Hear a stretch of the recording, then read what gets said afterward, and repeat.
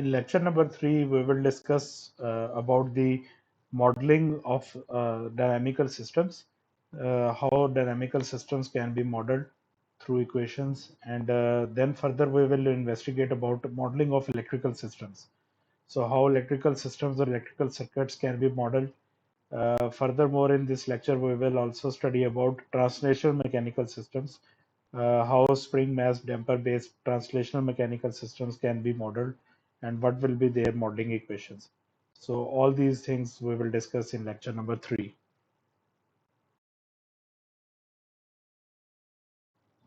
सो जब भी हम कंट्रोल सिस्टम की मैथमेटिकल मॉडलिंग की बात करते हैं तो mathematical modelling point of view से कंट्रोल इंजीनियर्स को डिफरेंट टाइप ऑफ सिस्टम्स के को एनालाइज और डिज़ाइन करने के ऊपर जो है वो एक्सपर्टीज होनी चाहिए। फॉर एग्जांपल, अगर हम बात करते हैं किसी भी ऑटोमोबाइल के स्पीड कंट्रोल सिस्टम की, अगर हम उसका feedback based speed control system design करना चाहते हैं तो कंट्रोल पॉइंट ऑफ व्यू से जो है वो अब कंट्रोल इंजीनियर के पास ये भी इंफॉर्मेशन होनी चाहिए, न्यूमेटिक्स हाइड्रोलिक्स एंड न्यूमेटिक्स का नॉलेज भी होना चाहिए कि how throttle settings will be affecting engine's vacuum pressure. So for example, अगर ये थ्रॉटल वाल्व है तो अगर थ्रॉटल वाल्व जो है वो बेसिकली ओपन या क्लोज होता है तो how this will effect the overall vacuum pressure of the engine. So for this, control engineer must have to know some about knowledge about pneumatics and hydraulics. इसी तरह से अगर हम आगे चलें तो basically control point of view से thermodynamics का नॉलेज भी होना चाहिए और प्लस मैकेनिक्स का नॉलेज भी होना चाहिए कंट्रोल इंजीनियर के पास.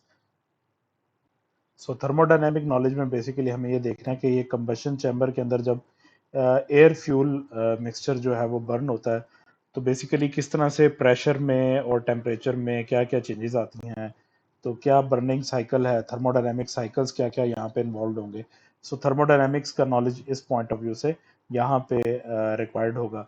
इसी तरह से उसके बाद जब बर्निंग हो जाती है, कंबशन होती है, कंबशन से प्रेशर कैसे जो सा वो पिस्टन को इफेक्ट कर रहा है, जनरेटेड प्रेशर, और ये पिस्टन इन टर्न आगे क्रैंक शाफ्ट को कैसे रोटेट कर रहा है और किस तरह से जो है वो जो पावर हमने बेसिकली जो एनर्जी थ्रू कंबशन जनरेट की है तो वो जनरेटेड एनर्जी किस तरह से जो सा वो थ्रू पिस्टन क्रैंक शाफ्ट को ट्रांसफर हो रही है और क्रैंक शाफ्ट से आगे टायर्स तक जो है वो कैसे ट्रांसफर होगी. So for that we also have to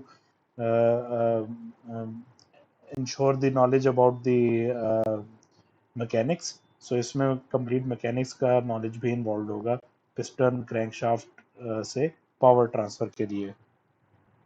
सो इसी तरह से फर्दर चलें तो वी आल्सो हैव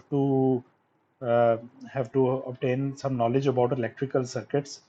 बेसिकली जितनी भी हमने मेजरमेंट्स परफॉर्म कर रही हैं इंजन के अंदर तो उसके लिए इलेक्ट्रिकल सर्किट्स इन्वॉल्व होंगे. तो फॉर एग्जांपल जिस तरह से हम ये इंजन के इलेक्ट्रॉनिक सर्किट की बात करें तो क्रैंक शाफ्ट के स्पीड सेंसर भी हमें चाहिए होगा कि क्रैंक शाफ्ट की स्पीड बेसिकली क्या है, उसको कैसे ऑब्जर्व करना है. प्लस फिर ऑक्सीजन सेंसर है जो एयर फ्यूल रेशो के अंदर मिक्सचर के अंदर जो है वो ऑक्सीजन की क्वांटिटी को मेजर कर रहा है. इसी तरह से एयर फ्लो सेंसर्स हैं, प्लस और सेंसर्स और कंट्रोलर्स हैं जो कि बेसिकली सारी इलेक्ट्रॉनिक डिवाइसेस हैं. सो इस तरह से हमें इलेक्ट्रिकल नॉलेज भी होना चाहिए for a complete systems modelling. तो तभी हम जो सा वो इफेक्टिवली जो है वो कंट्रोल सिस्टम डिज़ाइन कर सकते हैं. So for any control system application development हमें इंटरडिसिप्लिनरी जो नॉलेज है डिफरेंट फील्ड्स का वो होना चाहिए. सम बेसिक रिक्वायर्ड नॉलेज जो है वो लाजमी है to model a complete system accurately. Okay. So when we have to do mathematical modeling of a system, so then basically mathematical modeling में हमें फिजिकल सिस्टम्स के लिए जो है एक्चुअल सिस्टम्स के लिए कुछ इस तरह के मैथमेटिकल मॉडल्स या इक्वेशंस डेवलप करनी है जो कि basically similarly to the actual system behave कर रही हों within some operating range.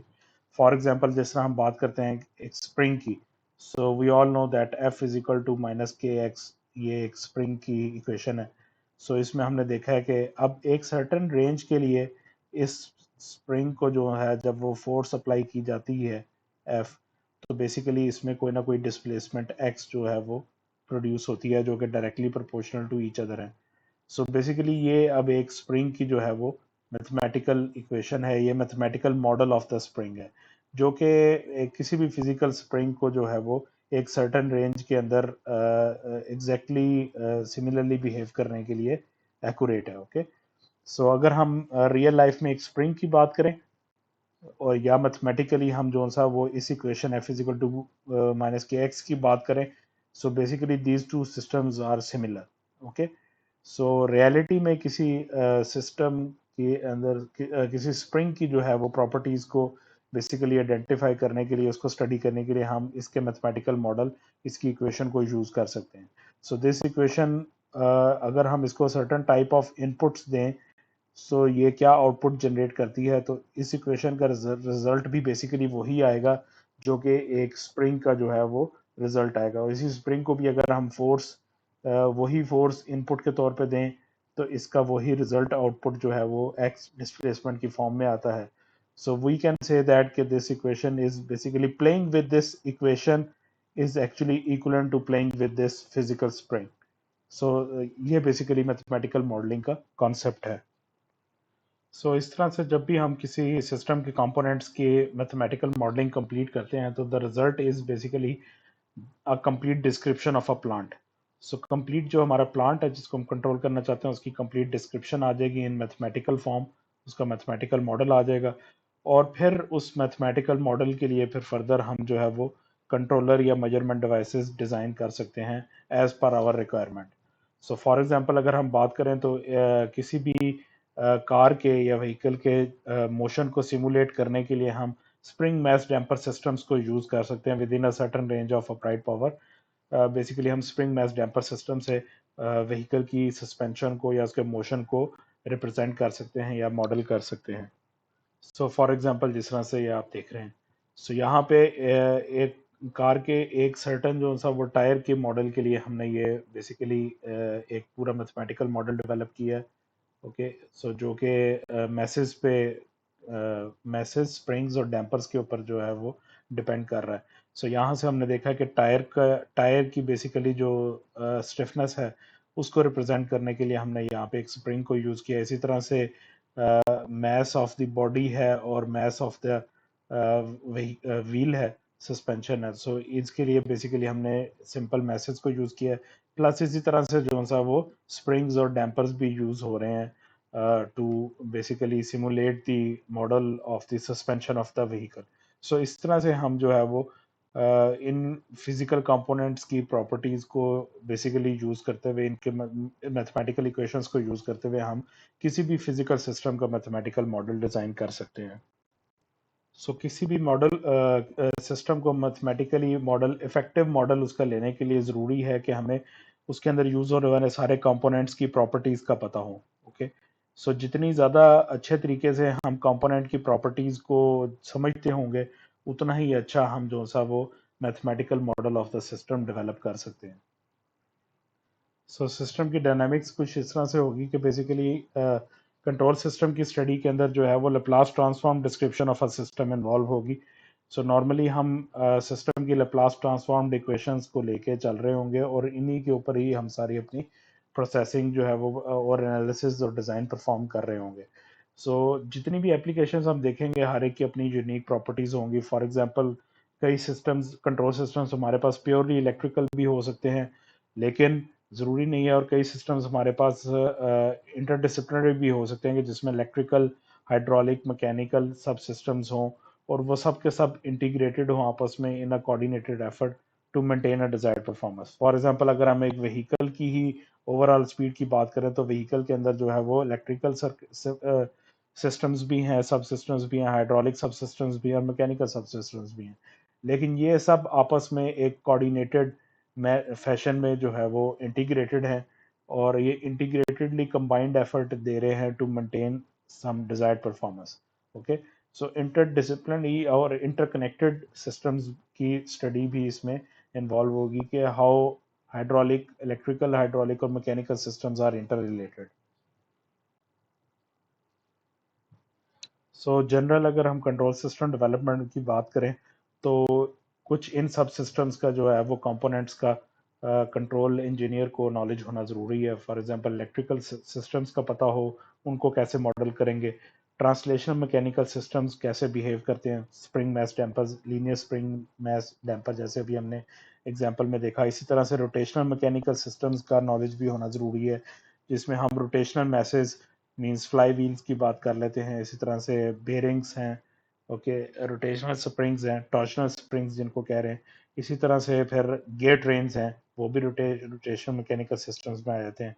फिर इलेक्ट्रोमैकेनिकल सिस्टम्स का नॉलेज भी होना ज़रूरी है कंट्रोल पॉइंट ऑफ व्यू से। इलेक्ट्रोमैकेनिकल सिस्टम्स में हमारे पास सारे सेंसर्स और एक्चुएटर्स आ जाएंगे, फिर इसमें मोटर्स हैं और जनरेटर है। तो इस तरह के डिफरेंट इलेक्ट्रोमैकेनिकल कंपोनेंट्स भी कंट्रोल सिस्टम्स में यूज़ हो रहे होंगे।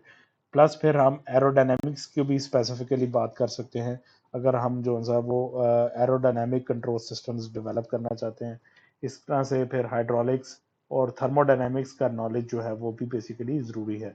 सो इन सब सिस्टम्स का नॉलेज जो है वो कंट्रोल इंजीनियर्स के पास होना चाहिए to effectively model the control system for some dynamical systems which is available in our daily life. So modelling of electrical systems की बात करें तो जितने भी इलेक्ट्रिकल नेटवर्क्स हैं they are controlled by two Kirchhoff's laws. First one is Kirchhoff's voltage law, in short KVL, and second one is Kirchhoff's current law, KCL. Okay, so KVL basically state ये करता है कि sum of electrical voltages around any closed loop is zero. अगर ये एक closed loop है, सो इसमें जितने भी इलेक्ट्रिकल एलिमेंट्स आ रहे हैं, फॉर एग्जांपल ये रेजिस्टर्स हैं, कैपेसिटर हो, इंडक्टर हो, वोल्टेज सोर्सेज हो, तो इन सब के वोल्टेजेस को अगर हम सम कर लें तो resultant will be equal to zero. So provided ये इस तरह से होगा कि कुछ एलिमेंट्स के जो वोल्टेजेस हैं वो पॉजिटिव वोल्टेजेस होंगे और कुछ के नेगेटिव वोल्टेजेस होंगे। तो ओवरऑल जब हम इन सब वोल्टेजेस को around a loop basically add up करेंगे तो रिजल्टेंट जो है वो हमारे पास जीरो आएगा। इसी तरह से किरचॉफ्स करंट लॉ केसीएल की बात करें तो केसीएल जो है वो एक नोड के अक्रॉस है। सो केवीएल जो है वो अराउंड अ लूप है, एक लूप के अराउंड है, और केसीएल जो है वो अक्रॉस अ नोड है। ओके, सो नोड कोई भी ऐसा पॉइंट है बेसिकली जहां पे मल्टीपल सर्किट एलिमेंट्स कंबाइन हो रहे हैं। फॉर एग्जांपल जैसे यहाँ पे ये वायर है, यहाँ पे भी एलिमेंट है, यहाँ पे रेजिस्टेंस है, इसी तरह से यहाँ पे वोल्टेज सोर्स है, तो ये सब इस एक पॉइंट पे कंबाइन हो रहे हैं। सो केसीएल बेसिकली स्टेट ये करता है कि sum of electrical currents flowing into or out of a circuit node is equal to zero. So that means कि अगर हम एक नोड के अक्रॉस जितने भी करंट्स हैं उन सब करंट्स को ऐड अप करें तो रिजल्टेंट हमारे पास जीरो आ जाएगा। प्रोवाइडेड के इन अदर वर्ड्स हम इसको इस तरह से भी कह सकते हैं कि sum of all entering currents into a node, for example जैसे ये I2 और I3 एंटरिंग करंट्स हैं, इन दोनों का summation will always be equal to summation of all leaving currents. So I1 और I4 यहाँ पे लिविंग करंट्स हैं तो इन दोनों का summation, so I2 plus I3 will be equal to I1 plus I4। Okay, and in other words अगर हम एंटरिंग करंट्स को एंटरिंग और लिविंग में से एक तरह को पॉजिटिव लेते हैं, दूसरों को नेगेटिव लेते हैं, तो इन सब का जब हम समेशन करेंगे तो that will be overall zero. So ये दो किरचॉफ्स लॉज हैं जिनके थ्रू हम इलेक्ट्रिकल नेटवर्क्स को जो है वो मॉडल कर सकते हैं। तो इलेक्ट्रिकल नेटवर्क्स की मॉडलिंग के लिए जो है वो सबसे पहले इलेक्ट्रिकल कंपोनेंट्स की जो प्रॉपर्टीज का पता होना जरूरी है। तो इलेक्ट्रिकल कंपोनेंट्स की बात करें तो बेसिकली इलेक्ट्रिकल कंपोनेंट्स में हमारे पास वोल्टेज करंट रिलेशनशिप्स हैं। ठीक है, एक वोल्टेज की इक्वेशन होगी जो कि करंट डिपेंडेंट है, या करंट की इक्वेशन होगी जो कि वोल्टेज डिपेंडेंट है। तो सबसे पहला जो हमारे पास बेसिक इलेक्ट्रिकल कंपोनेंट है that is resistor. Okay, so resistor के केस में जो सा वो टाइम डोमेन में हम अगर इसकी इक्वेशंस की बात करें तो वोल्टेज की और करंट की इक्वेशंस होंगी। तो V is equal to I R basic Ohm's law है जो कि एक रेजिस्टर की वोल्टेज की इक्वेशन है।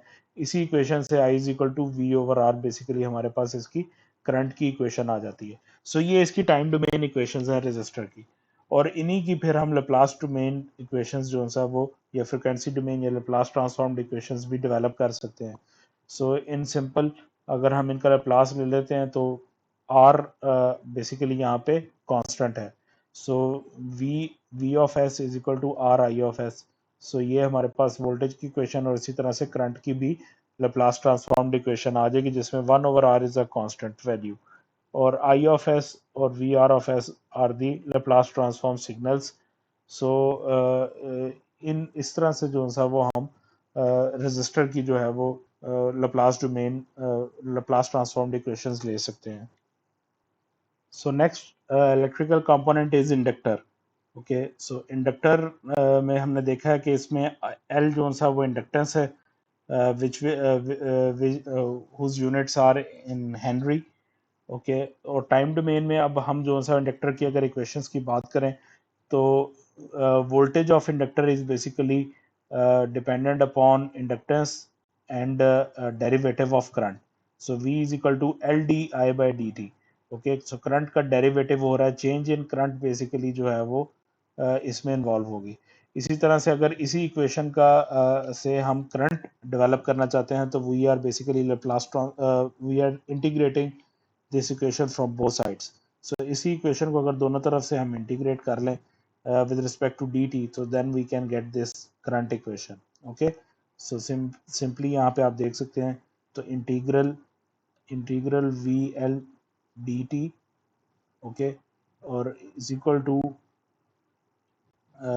एल कांस्टेंट आ जाएगा यहाँ पे, और integral d I by d t. Okay, so यहाँ पे बेसिकली जो अब ये L है दूसरी तरफ जाकर डिवाइड हो जाएगा, so we will get equation. So integral and derivative यहाँ पे करंट की फॉर्म में आ जाएगा, so this will be equal to current I और integral V L d t 1/L के साथ मल्टीप्लाई हो जाएगा। So that's how we have basically find out this equation of inductors current from its voltage equation. So अगर एक भी equation इनमें आपको याद हो, सो किसी एक इक्वेशन से भी आप दूसरी इक्वेशन जो है वो फाइंड आउट कर सकते हैं जस्ट बाय इंटीग्रेटिंग। सो यहाँ पे अगर सिर्फ वोल्टेज की equation v is equal to L d I by d t अगर हम याद रखें तो we can simply integrate this equation to find out the equation of current.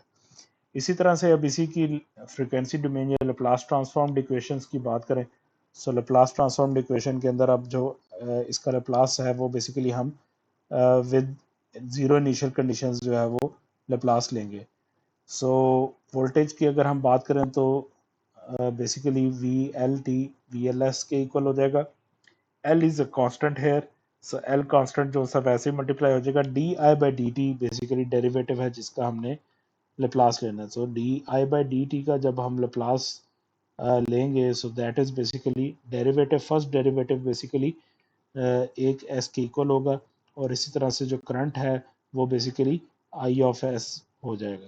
Okay, so ये basically S I of S यहाँ पे हमने put कर दिया, और एल जो सा वो दैट वाज कांस्टेंट वो उसी तरह से बीच में इन्वॉल्व हो जाएगा।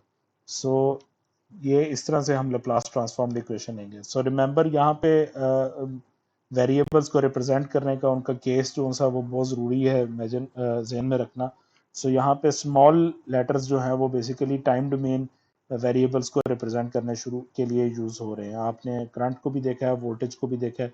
सो टाइम डोमेन में करंट और वोल्टेज स्मॉल लेटर्स के साथ, स्मॉल वी और स्मॉल आई के साथ रिप्रेजेंट होंगे, जबकि लाप्लास ट्रांसफॉर्म सिग्नल्स हमेशा जो है वो कैपिटल लेटर्स के साथ रिप्रेजेंट हो रहे होते हैं। ओके, सो ये कन्वेंशन जहन में बहुत ज़रूरी है जहन में रखनी, कि बेसिकली इससे ही ये क्लियर होता है कि हमने वेरिएबल को in the form of time domain represent किया है या लाप्लास ट्रांसफॉर्म सिग्नल को रिप्रेजेंट कर रहे हैं। So Laplace transform signals always is the function of s and the variable is written in capital letters. Okay, और इसी तरह से करंट की इक्वेशन की भी अगर हम जो सा वो इसका भी लाप्लास ले लें, सो आई ऑफ टी का Laplace I of S 1/L is the constant, and integral का जो लाप्लास था वो बेसिकली इंटीग्रल का लाप्लास 1/s के इक्वल होता है। अगर for example integral D T की मैं बात करूं, सो इसका लाप्लास 1/s होगा। सो यहाँ पे इस इंटीग्रल के लाप्लास में आप देख रहे हैं कि 1/s ये मल्टीप्लाई हो चुका है इंटू 1/L के साथ, सो 1/SL हो गया, एंड जो वी एल डी टी था ये बेसिकली वी एल एस हो जाएगा। ओके, सो दैट्स हाउ हमने इस तरह से जो है वो टाइम डोमेन इक्वेशंस के लैप्लास लेके उनकी लैप्लास ट्रांसफॉर्म्ड इक्वेशंस डेवलप की हैं। Next electrical element is the capacitor. Capacitor basically capacitance based है। सी जिसकी यूनिट जो है वो हम फैरड यूज़ करते हैं। सो इसकी अगर टाइम डोमेन इक्वेशंस की बात करें तो वोल्टेज और करंट की इक्वेशंस ये होंगी। सो यहाँ पे पहले सबसे इसकी आप कैपेसिटर के केस में इसकी करंट की इक्वेशन देख लें। So that is I is equal to C d we by d t. So current इसका डायरेक्टली प्रोपोर्शनल टू कैपेसिटेंस है and it is directly proportional to derivative of voltage. Okay, so d we by d t. इसी तरह से इस current की equation से ही हम voltage की इक्वेशन निकाल सकते हैं। अगर इस करंट की इक्वेशन को हम इंटीग्रेट कर लें so we can find out this voltage equation. So यहाँ पे अगर हम इसको इंटीग्रेट करते हैं तो इंटीग्रल आई ऑफ टी यहाँ पे इस तरह से आ जाएगा इज इक्वल टू जो c इज कांस्टेंट, तो c जो कांस्टेंट है तो ये दूसरी तरफ जाके 1/c हो जाएगा एंड डेरिवेटिव ऑफ वोल्टेज का जब हम इंटीग्रल ले रहे हैं तो this will become vc of t। Okay, so ये हमारे पास जो है वो वोल्टेज ऑफ कैपेसिटर की इक्वेशन आगे जो कि यहाँ पे लिखी हुई है। So v is equal to 1/c into i d t. Okay, integral i d t. So ये इक्वेशन जो सा वो बन गई। सो यहाँ पे भी अगर आपको सिर्फ जो सा वो कैपेसिटर के करंट की इक्वेशन याद हो so then you can easily find out the capacitor's voltage equation by integrating this current equation. Okay, so capacitor के केस में आप i is equal to C d we by d t याद रखें और इसको आप इंटीग्रेट करके voltage of capacitor की इक्वेशन फाइंड आउट कर सकते हैं। सिमिलरली अब हम इनके अगर लैप्लास ट्रांसफॉर्म सिग्नल्स की बात करें सो लैप्लास ट्रांसफॉर्म सिग्नल्स भी उसी तरह से ही हैं। सो वोल्टेज के केस में अगर हम देखें तो V C is equal to 1/c है एंड दिस इंटीग्रल जब हम इसका लैप्लास ले रहे हैं तो this integral is 1/s। So we can see है 1/sc। ओके, एंड आई जो है वो बेसिकली जब इसका लैप्लास लिया तो that will be shown as I of s. I capital letter basically variable name represents it is Laplace transform signals and it is a function of s। इसी तरह से जो करंट की इक्वेशन है इसका भी हमने लैप्लास ले लिया है and that is also we have taken this Laplace with zero initial conditions for this derivative. So derivative is converted basically with s, so c was constant so sc and vc जो voltage था vc is now written as capital vc of s। So that's how we have basically taken the uh, Laplace transformed signals of capacitors voltage and capacitors current। So in these electrical components resistors की equation तो simple है v equal to I R और inductor के case में आप जो सा उसके वोल्टेज की इक्वेशन याद रखें v equal to L d I by d t और इसी तरह से कैपेसिटर के केस में आप उसके करंट की इक्वेशन याद रखें i is equal to C d we by d t. So इन इक्वेशंस के थ्रू आप कोई भी जो इक्वेशंस हैं वो अदर इक्वेशंस इनकी वोल्टेज या करंट की फाइंड आउट कर सकते हैं by integration. And also remember के स्मॉल लेटर्स जो है वो टाइम डोमेन फंक्शंस को रिप्रेजेंट करेंगे जबकि कैपिटल लेटर्स जो है वो लैप्लास ट्रांसफॉर्म सिग्नल्स को रिप्रेजेंट करेंगे and those will be the function of s.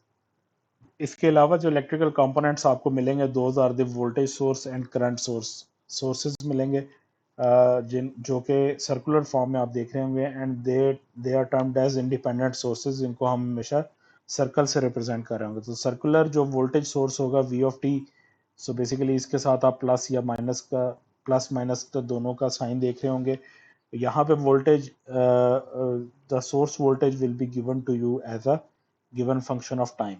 सो किसी भी टाइम के फंक्शन के ऊपर हो सकता है। For example v is equal to basically sine t भी हो सकता है, e raise to power -2t भी हो सकता है। सो कोई भी फंक्शन ऑफ टाइम जो है वो वोल्टेज की वैल्यू को रिप्रेजेंट कर सकता है।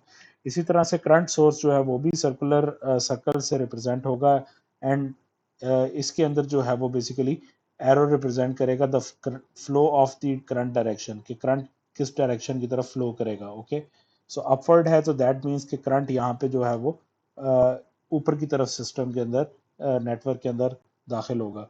इसी तरह से करंट भी जो सा वो function of given function of time होगा, जिसकी वैल्यू जो है वो कोई भी टाइम डोमेन फंक्शन हो सकता है, जिस तरह साइन टी और e−2t बताया है, और इसी तरह से कोई और भी function of independent function of time हो सकती है करंट की वैल्यू। इसी तरह से आपको जो है वो फिर डिपेंडेंट सोर्सेज भी नज़र आ सकते हैं सो कंपोनेंट्स में। सो डिपेंडेंट सोर्सेज को हमेशा हम जो है वो डायमंड की शेप में या रोम्बस की फॉर्म में रिप्रेजेंट कर रहे होंगे, और बेसिकली प्लस माइनस जो साइन है वो वोल्टेज को शो कर रहा है। सो डिपेंडेंट सोर्स का मतलब ये है कि डिपेंडेंट सोर्स का वोल्टेज जो है that will be expressed in terms of other network voltages और करंट। सो फॉर एग्जांपल अगर सर्किट के अंदर कहीं कोई रेजिस्टेंस है, सो फॉर एग्जांपल ये एक रेजिस्टेंस है जिसका वोल्टेज हमने कहा कि जी वी आर है। So this V t could be is equal to in terms of this resistance voltage. Okay, so this could be like 10 VR. Okay, so अगर आपको VR की वैल्यू पता है तो then you can find out this voltage of the dependent source. Okay, which is 10 multiplied by this voltage of this resistance. Okay, so इसी तरह से dependent current source भी होगा जिसमें एरो रिप्रेजेंट कर रहा है direction of the current, and dependent current source का मतलब ये है कि इसका करंट जो होगा वो एक्सप्रेस होगा in terms of other network voltages और करंट। सो इसी नेटवर्क के अंदर किसी और एलिमेंट के वोल्टेज या करंट की फॉर्म के अंदर हम रिप्रेजेंट कर रहे होंगे। तो फॉर एग्जांपल अगर कोई लेट्स से कि कोई कैपेसिटर है, सो इस कैपेसिटर का करंट है i is equal to C d we by d t. Okay, so इसको हम जो है वो आई सी कह रहे थे कैपेसिटर करंट। सो हो सकता है कि दिस डिपेंडेंट सोर्स अगर ये इस करंट सोर्स पे है तो हम कहते हैं कि G I T will be equal to 20 I C. Okay, so I C हमारे पास करंट ऑफ दिस कैपेसिटर है, और अगर आप इस कैपेसिटर के करंट फाइंड आउट कर लेते हैं, so then you can find out then multiply by 20। So आप बेसिकली इस डिपेंडेंट सोर्स का करंट भी फाइंड आउट कर सकते हैं। सो ये बेसिकली जो है वो इंडिपेंडेंट सोर्सेज और डिपेंडेंट सोर्सेज भी इलेक्ट्रिकल कंपोनेंट्स के तौर पे आएंगे। तो इंडिपेंडेंट सोर्सेज जो हैं वो बिल्कुल इंडिपेंडेंट फंक्शन ऑफ टाइम होंगे करंट या वोल्टेजेस दोनों के केस में, जबकि डिपेंडेंट सोर्सेज जो हैं वो in terms of other network voltages और करंट्स जो हैं वो रिप्रेजेंट होंगे। सो मींस के नेटवर्क के अंदर और जो सर्किट एलिमेंट्स हैं उनके वोल्टेज या करंट के ऊपर उनकी वैल्यू डिपेंड करती होगी। सो ये कंप्लीट इलेक्ट्रिकल कंपोनेंट्स हम देख चुके हैं। सो वंस हमें सारे इलेक्ट्रिकल कंपोनेंट्स की प्रॉपर्टीज अगर पता हो और उनकी इक्वेशंस पता हो, तो then we can start modelling the electrical networks. So first हमारे पास केस हो सकता है कि इलेक्ट्रिकल नेटवर्क को अगर हम मैश एनालिसिस या केवीएल के थ्रू मॉडल करें या उसके थ्रू उसकी मैथमेटिकल इक्वेशंस लिखें। So for example we have this kind of electrical network. इसमें हमारे पास रेजिस्टेंस भी है, इंडक्टर्स हैं, कैपेसिटर है, और इंडिपेंडेंट वोल्टेज सोर्स भी है। सो इन सारे कंपोनेंट्स की प्रेजेंस में अब हम मैश एनालिसिस कैसे अप्लाई करेंगे, केवीएल है कैसे अप्लाई करेंगे। सो मैश एनालिसिस या केवीएल को जो सा वो किरचॉफ्स वोल्टेज लॉ या मैश एनालिसिस या लूप एनालिसिस भी इसको कहते हैं। ओके, सो लूप एनालिसिस के अंदर बेसिकली आपको मैशेस या लूप्स फाइंड आउट करने हैं। सो ये हमने पहले बात की थी कि केवीएल स्टेट्स के sum of voltages around a loop is zero. Okay, so यहाँ पे हमारे पास दो लूप्स हैं। फॉर एग्जांपल अगर हम यहाँ से बात करें तो स्टार्टिंग फ्रॉम दिस पॉइंट, ये इंडक्टर, फिर ये resistance, capacitor, this voltage source, this resistance and back to this point. So ये एक लूप है। Okay, so this is one mesh और वन लूप। इसी तरह से ये हमारे पास यहाँ पे सेकंड लूप है या सेकंड मैश है। ओके, सो जब हम केवीएल अप्लाई करेंगे तो बेसिकली हम इंडिविजुअली इन लूप्स के बारे में बात करेंगे। तो सबसे पहले इस लूप के ऊपर जो सा वो एक मैश के ऊपर केवीएल अप्लाई होगा, इसी तरह से फिर सेकंड केवीएल के ऊपर सेकंड लूप में या मैश में केवीएल अप्लाई होगा। सो रिमेंबर कि जब भी हमने केवीएल अप्लाई करना है तो KVL means Kirchhoff's voltage law, means के हमें एलिमेंट्स के वोल्टेजेस की इक्वेशंस लिखनी है। Inductor, capacitor, resistor, voltage source, इन सब के वोल्टेजेस की इक्वेशन लिखनी है। So when we are writing voltage equations in KVL, then current will be the variable. So यहाँ पे आप देख रहे हैं I1 और I2 जो सा ये दोनों करंट्स जो सा ये आउटपुट वेरिएबल्स हैं हमारे पास. सो जब हम KVL लिख रहे हैं तो वोल्टेजेस की इक्वेशन लिख रहे हैं, and when we are writing equation of element voltages, then current will be the output variable. So इस तरह से हम बेसिकली अब KVL अप्लाई करने से पहले सबसे पहले हम जो सा वो हर जो जो जितनी मैशेज हैं हमें वो मैशेज फाइंड आउट करनी है कि कितनी इंडिविजुअल लूप्स या मैशेज हैं. सो एक हमने आइडेंटिफाई किए ये है और दूसरी ये है. सो हर मैश के अंदर डिफरेंट करंट जो है वो फ्लो कर रहा होगा. सो हम सबसे पहले स्टेप में आप जो सा वो हर मैश के अंदर जो है वो एक करंट स्पेसिफाई कर दें विद द सबस्क्रिप्ट, और उसकी एक डायरेक्शन स्पेसिफाई कर दें. सो फॉर एग्जांपल इसको हमने फर्स्ट मैश कहा है तो यहाँ पे हमने I1 of T current specify कर दिया वेरिएबल के ये करंट इस पूरी मैश के अंदर ट्रेवल कर रहा है. ओके, और इसकी डायरेक्शन हमने दे दी है जी इन क्लॉकवाइज डायरेक्शन. इसी तरह से सेकंड जो मैश है, सेकंड मैश के अंदर हमने कह दिया कि ये सेकंड करंट I2 जो सा वो बेसिकली ट्रेवल कर रहा है इस पूरी मैश के अंदर, और इसकी भी डायरेक्शन हमने दे दी है क्लॉकवाइज.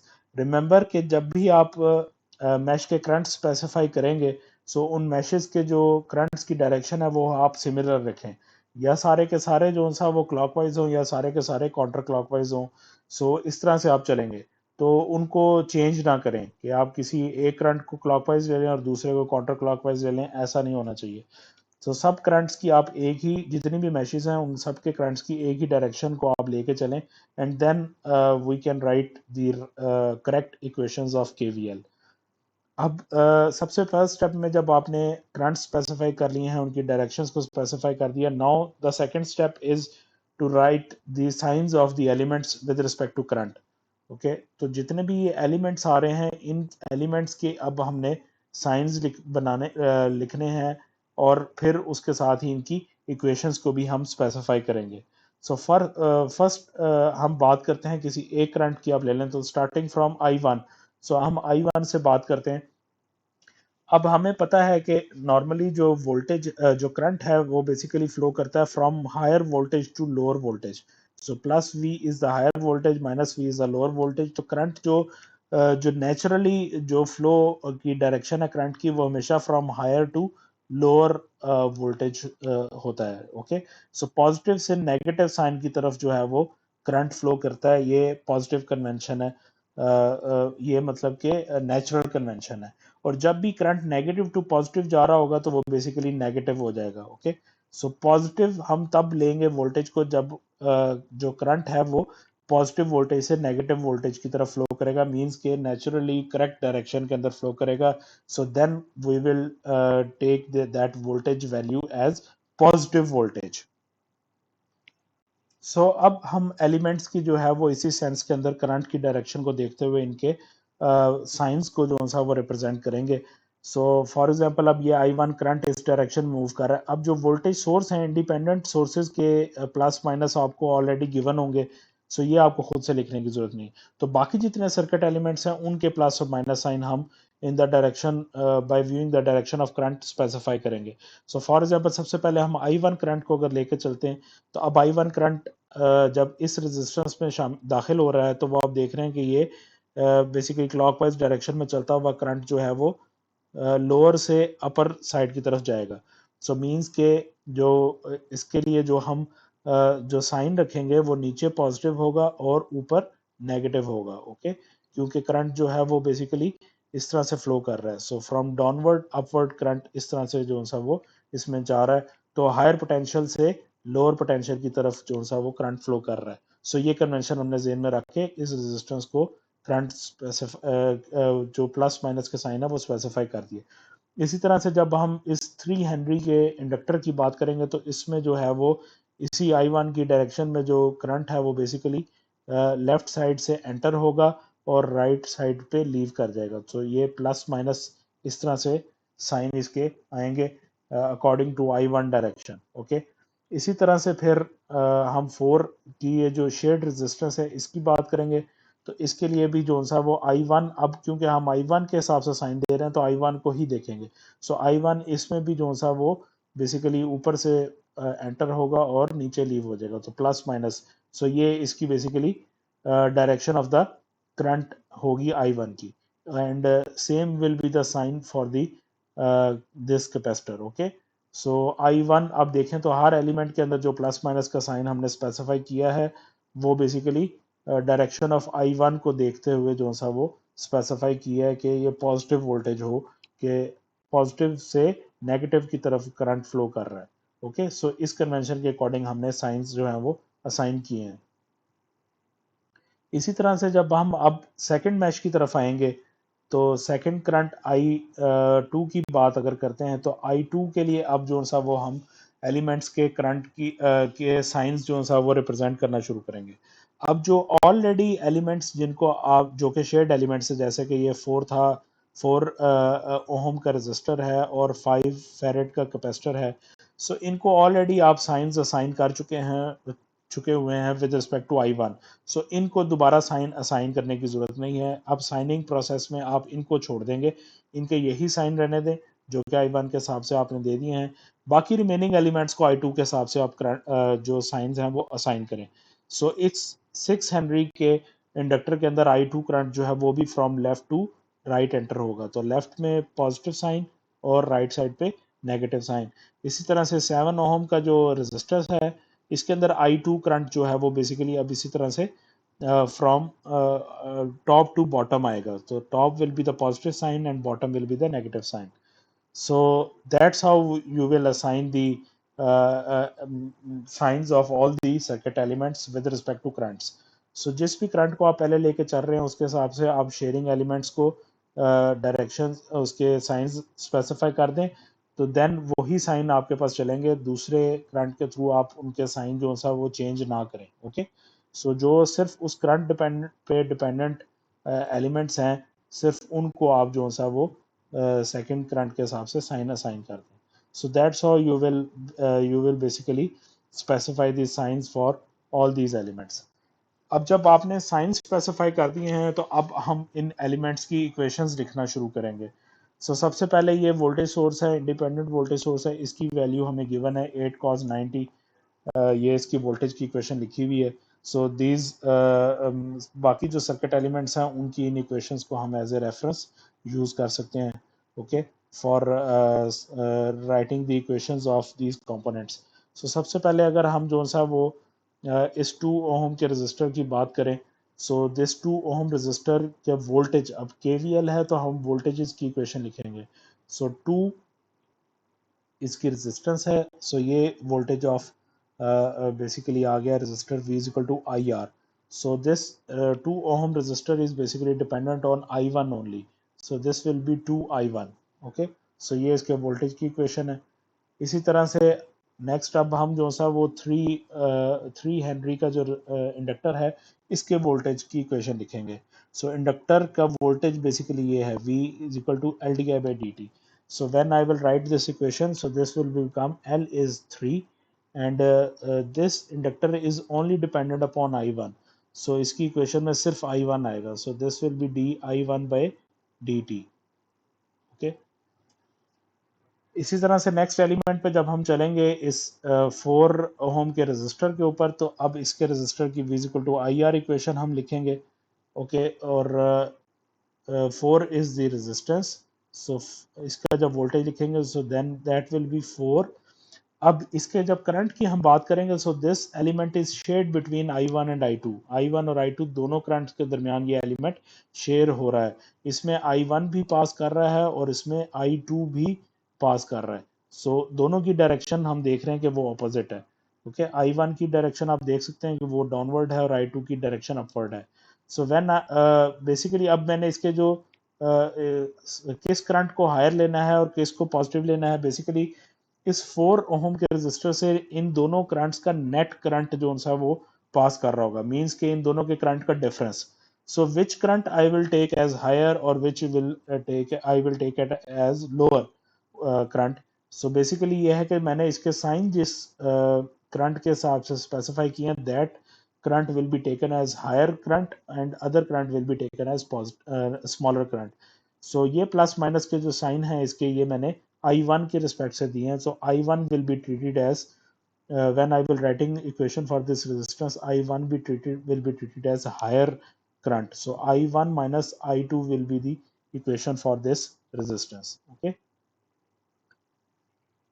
इसी तरह से जब हम अब इस 5 फैरेड के कैपेसिटर की इक्वेशन लिखेंगे, so voltage of capacitor is basically this equation V is equal to 1 over C integral i d t.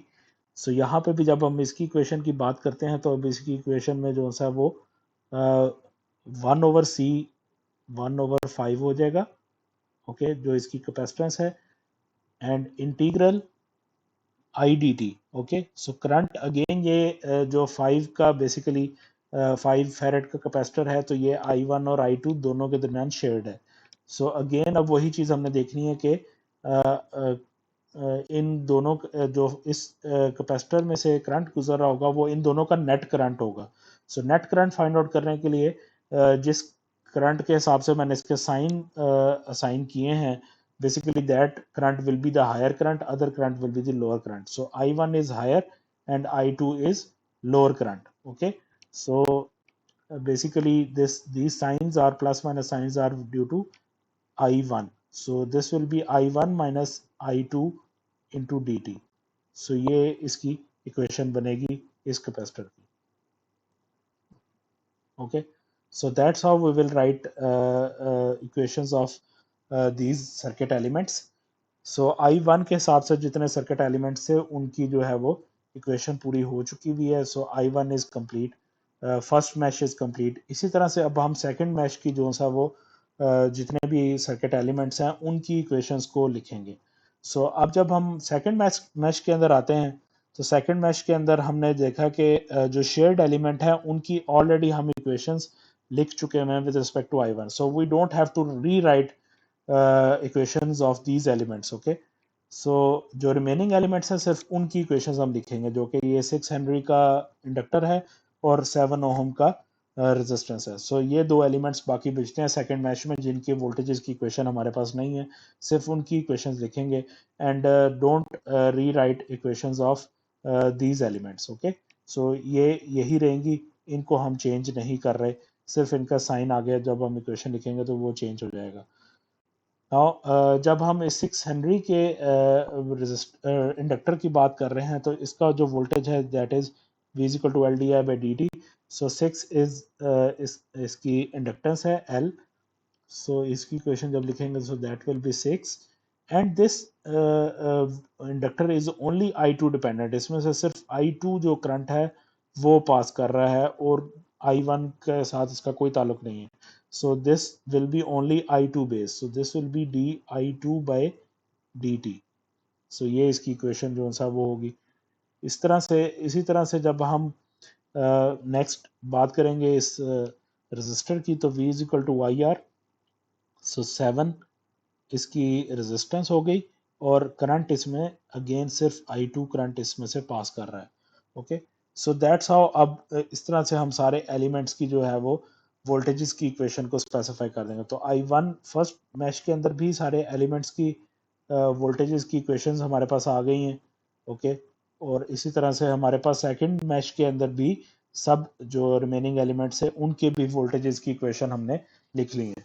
सो अब जब सब कंपोनेंट्स की मैथमेटिकल इक्वेशंस आ गई हैं, now we can write the KVL equations. So अब हम KVL की इक्वेशंस को लिख सकते हैं. सो ये यहाँ पे देख लें कि जिस तरह से हमने डेवलप की हैं, सो ये सारे वो एलिमेंट्स हैं और इसी तरह से हमने इसकी साइंस और इक्वेशंस को असाइन किया है, जो कि अभी सारा प्रोसीजर मैंने आपको बताया है. So once this complete procedure is over कि आपने हर मैश के अंदर जो है वो हर एलिमेंट्स के वोल्टेजेस की इक्वेशंस और उसके साइंस असाइन कर दिए हैं इसी मैनर में जिस तरह आपको बताया है. So then now we are ready to write KVL equation for these meshes.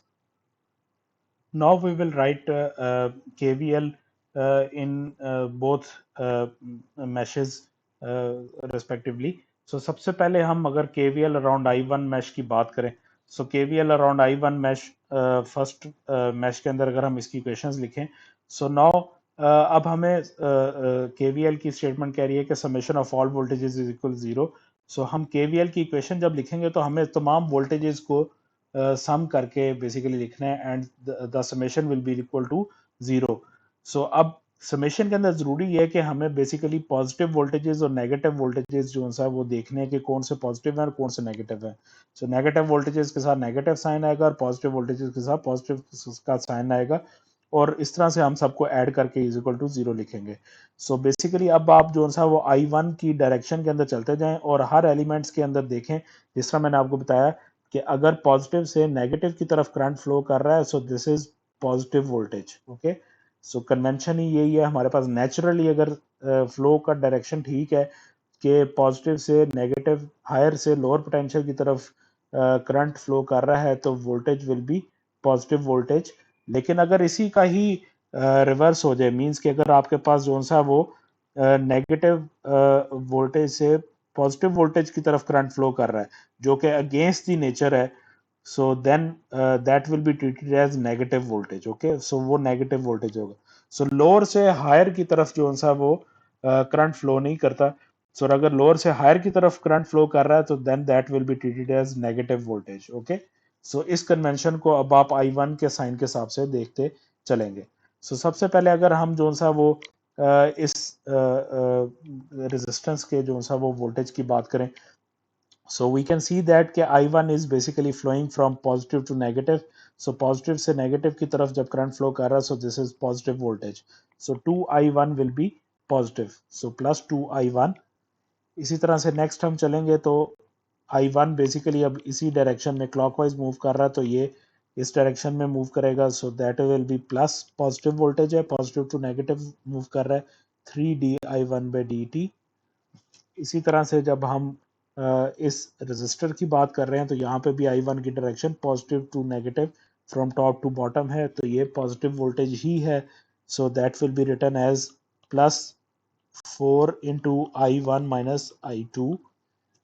And next इसी तरह से जो कैपेसिटर है उसका भी वोल्टेज पॉजिटिव वोल्टेज ही होगा, and that will B plus 1/5 integral I1 minus I2 into dt। Okay, अच्छा, अब लास्ट जो I1 मैश के अंदर रह गया that is basically this voltage source. अब इसमें I1 की डायरेक्शन हम देखें तो I1 की यहाँ पे डायरेक्शन जो है वो बेसिकली वही होगी जो कि हमने I1 की डायरेक्शन स्पेसिफाई की है, लेकिन here you can see that कि I1 जो सा वो लोअर पोटेंशियल से हायर पोटेंशियल की तरफ जा रहा है for this voltage source. So in this case this basically the voltage source is 8 cos 90 of this voltage source का जो वोल्टेज है that will be negative voltage. Okay, so we will write here as minus 8 cos 90। okay, and summation of all these is equal to 0। so ये KVL की equation होगी around I1 mesh। okay, so the voltages with voltage current flowing from positive to negative is are the positive voltages, and in which the elements in which current is flowing from lower potential to higher potential their voltages will be negative, जो कि सिर्फ एक ही है हमारे पास यहाँ पे voltage source के केस में, that is negative voltage। सो अब आगे हम इन इक्वेशंस को रीअरेंज कर सकते हैं। सिमिलरली इसी तरह से हम जो सा वो I2 मैश के लिए भी इक्वेशंस को लिखेंगे। सो नेक्स्ट जब हम इस KVL की इक्वेशन को लिख रहे हैं, I1 की इक्वेशन को लिख लेंगे तो देन बेसिकली हम उसको रीअरेंज इस तरह से करते हैं कि हम सारे जो है वो जो सोर्सेज के अलावा जो एलिमेंट्स हैं जो पावर डेसिपेटिंग या पैसिव एलिमेंट्स हैं जिसमें रेजिस्टेंस, इंडक्टर और कैपेसिटर ये सब आ जाते हैं। सो ये जो सा वो पैसिव एलिमेंट्स हैं। ओके, एंड इनको जो सा वो हम सर्किट इक्वेशन में एक तरफ रखेंगे और सोर्सेज को इक्वेशन में इक्वालिटी के दूसरी तरफ ले जाते हैं। सो ये इक्वेशन थी कंप्लीट, और यहाँ पे ये सोर्स है 8 cos 90। सो सोर्स को हम जो सा वो नॉर्मली राइट साइड पर रखते हैं क्वालिटी के, और बाकी एलिमेंट्स के वोल्टेजेस को हम लेफ्ट साइड पर रखते हैं। सो जब ये -8 cos 90 जो सा क्वालिटी पे दूसरी तरफ जाएगा, so this will become basically plus cos 90। so this equation will be this written as this thing। okay, so ये equation जो सा वो I1 की बन जाएगी कि all these elements voltages summation is equal to source 8 cos 90। सो शुरू में आप जो सा वो साइन बेसिकली सोर्स का उसी तरह से ही रखें जिस तरह मैंने अभी आपको कन्वेंशन में बताया है, एंड आफ्टर दैट उसके बाद आप इक्वेशन को रीअरेंज करें कि सोर्सेज को आप राइट साइड पे ले जाएं, तो तब उसका जो भी साइन बने, पॉजिटिव बने या नेगेटिव, लेकिन पहले आपने इक्वेशन जो लिखनी है वो अकॉर्डिंग टू कन्वेंशन ठीक लिखनी है, जो कि मैंने ये पॉजिटिव वोल्टेज और नेगेटिव वोल्टेज की कन्वेंशन आपको बताई है.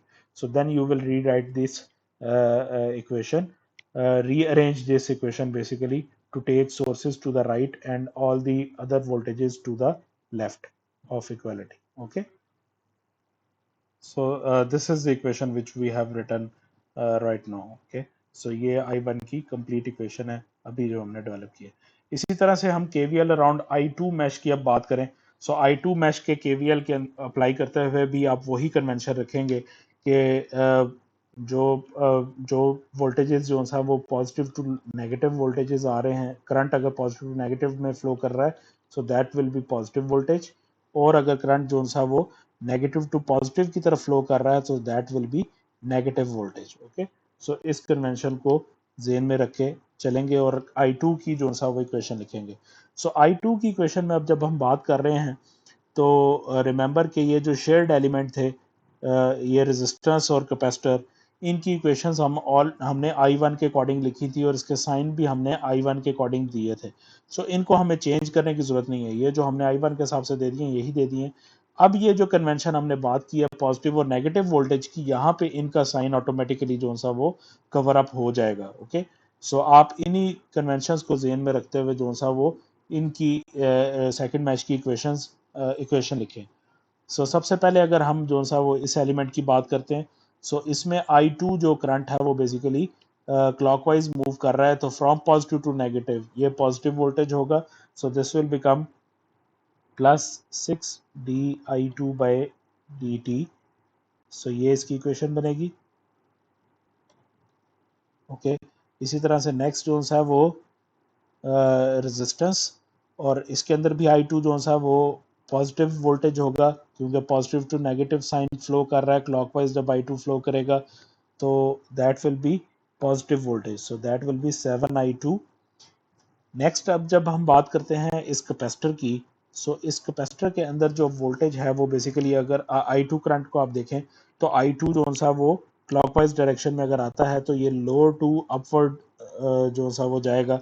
सो यहाँ पे अगर हम देखें तो बेसिकली अब जो करंट I2 है वो इस कैपेसिटर के अंदर जो सा वो from lower potential to higher potential जा रहा है, मींस कि ये नेगेटिव वोल्टेज के तौर पे ट्रीट होगा. ओके, सो ये आप देख सकते हैं कि जो करंट है बेसिकली वो from minus sign to positive sign जा रहा है I2 इसके अंदर. So this voltage value will be basically non negative voltage, ये नेगेटिव वोल्टेज होगा. So this will be written as -1/5 integral I1 minus I2 dt.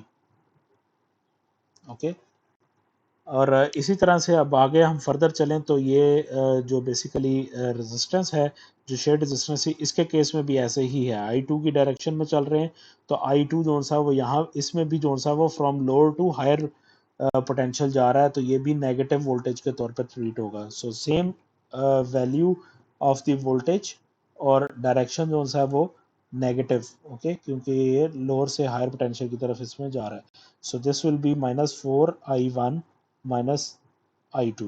Okay, so this will be the KVL equation for I2 mesh. Okay, so यहाँ पे आप minus sign को जरूर जहन में रखें कि ये माइनस साइन अंदर हर एलिमेंट के साथ ऑपरेट होना है. सो माइनस साइन यहाँ पे है लेकिन ये इंटरनल माइनस साइन इक्वेशन का है. Okay, 4I1 minus I2.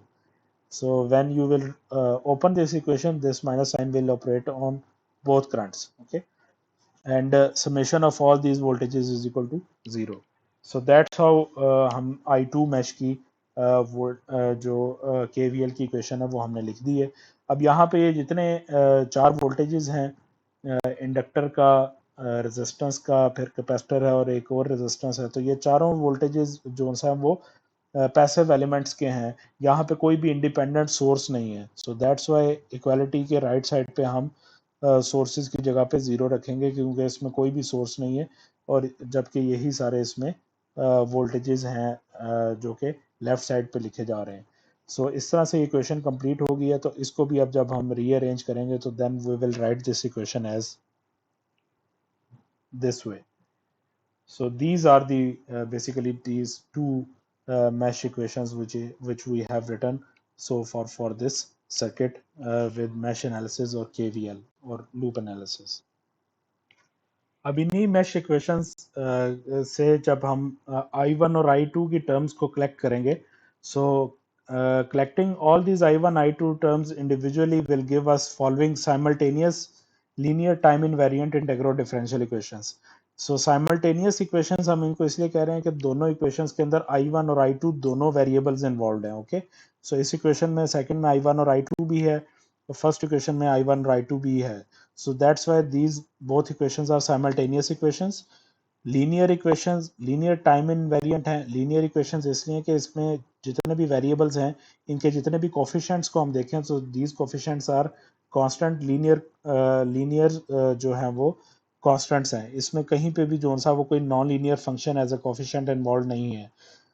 Time invariant, सो इनके जितने भी कोफिशिएंट्स हम देख रहे हैं वेरिएबल के सारे कोफिशिएंट्स कांस्टेंट्स हैं, टाइम डिपेंडेंट नहीं है. इनमें कहीं भी टाइम इन्वॉल्व नहीं है. सो टाइम बेसिकली अगर चेंज भी होता है तो इनके ये कोफिशिएंट्स जो सा वो चेंज नहीं होते. ये टाइम डिपेंडेंट नहीं है, ये टाइम के साथ इनवेरिएंट है, इनवेरिएबल टू टाइम है. So that's why we are saying this system as time invariant system.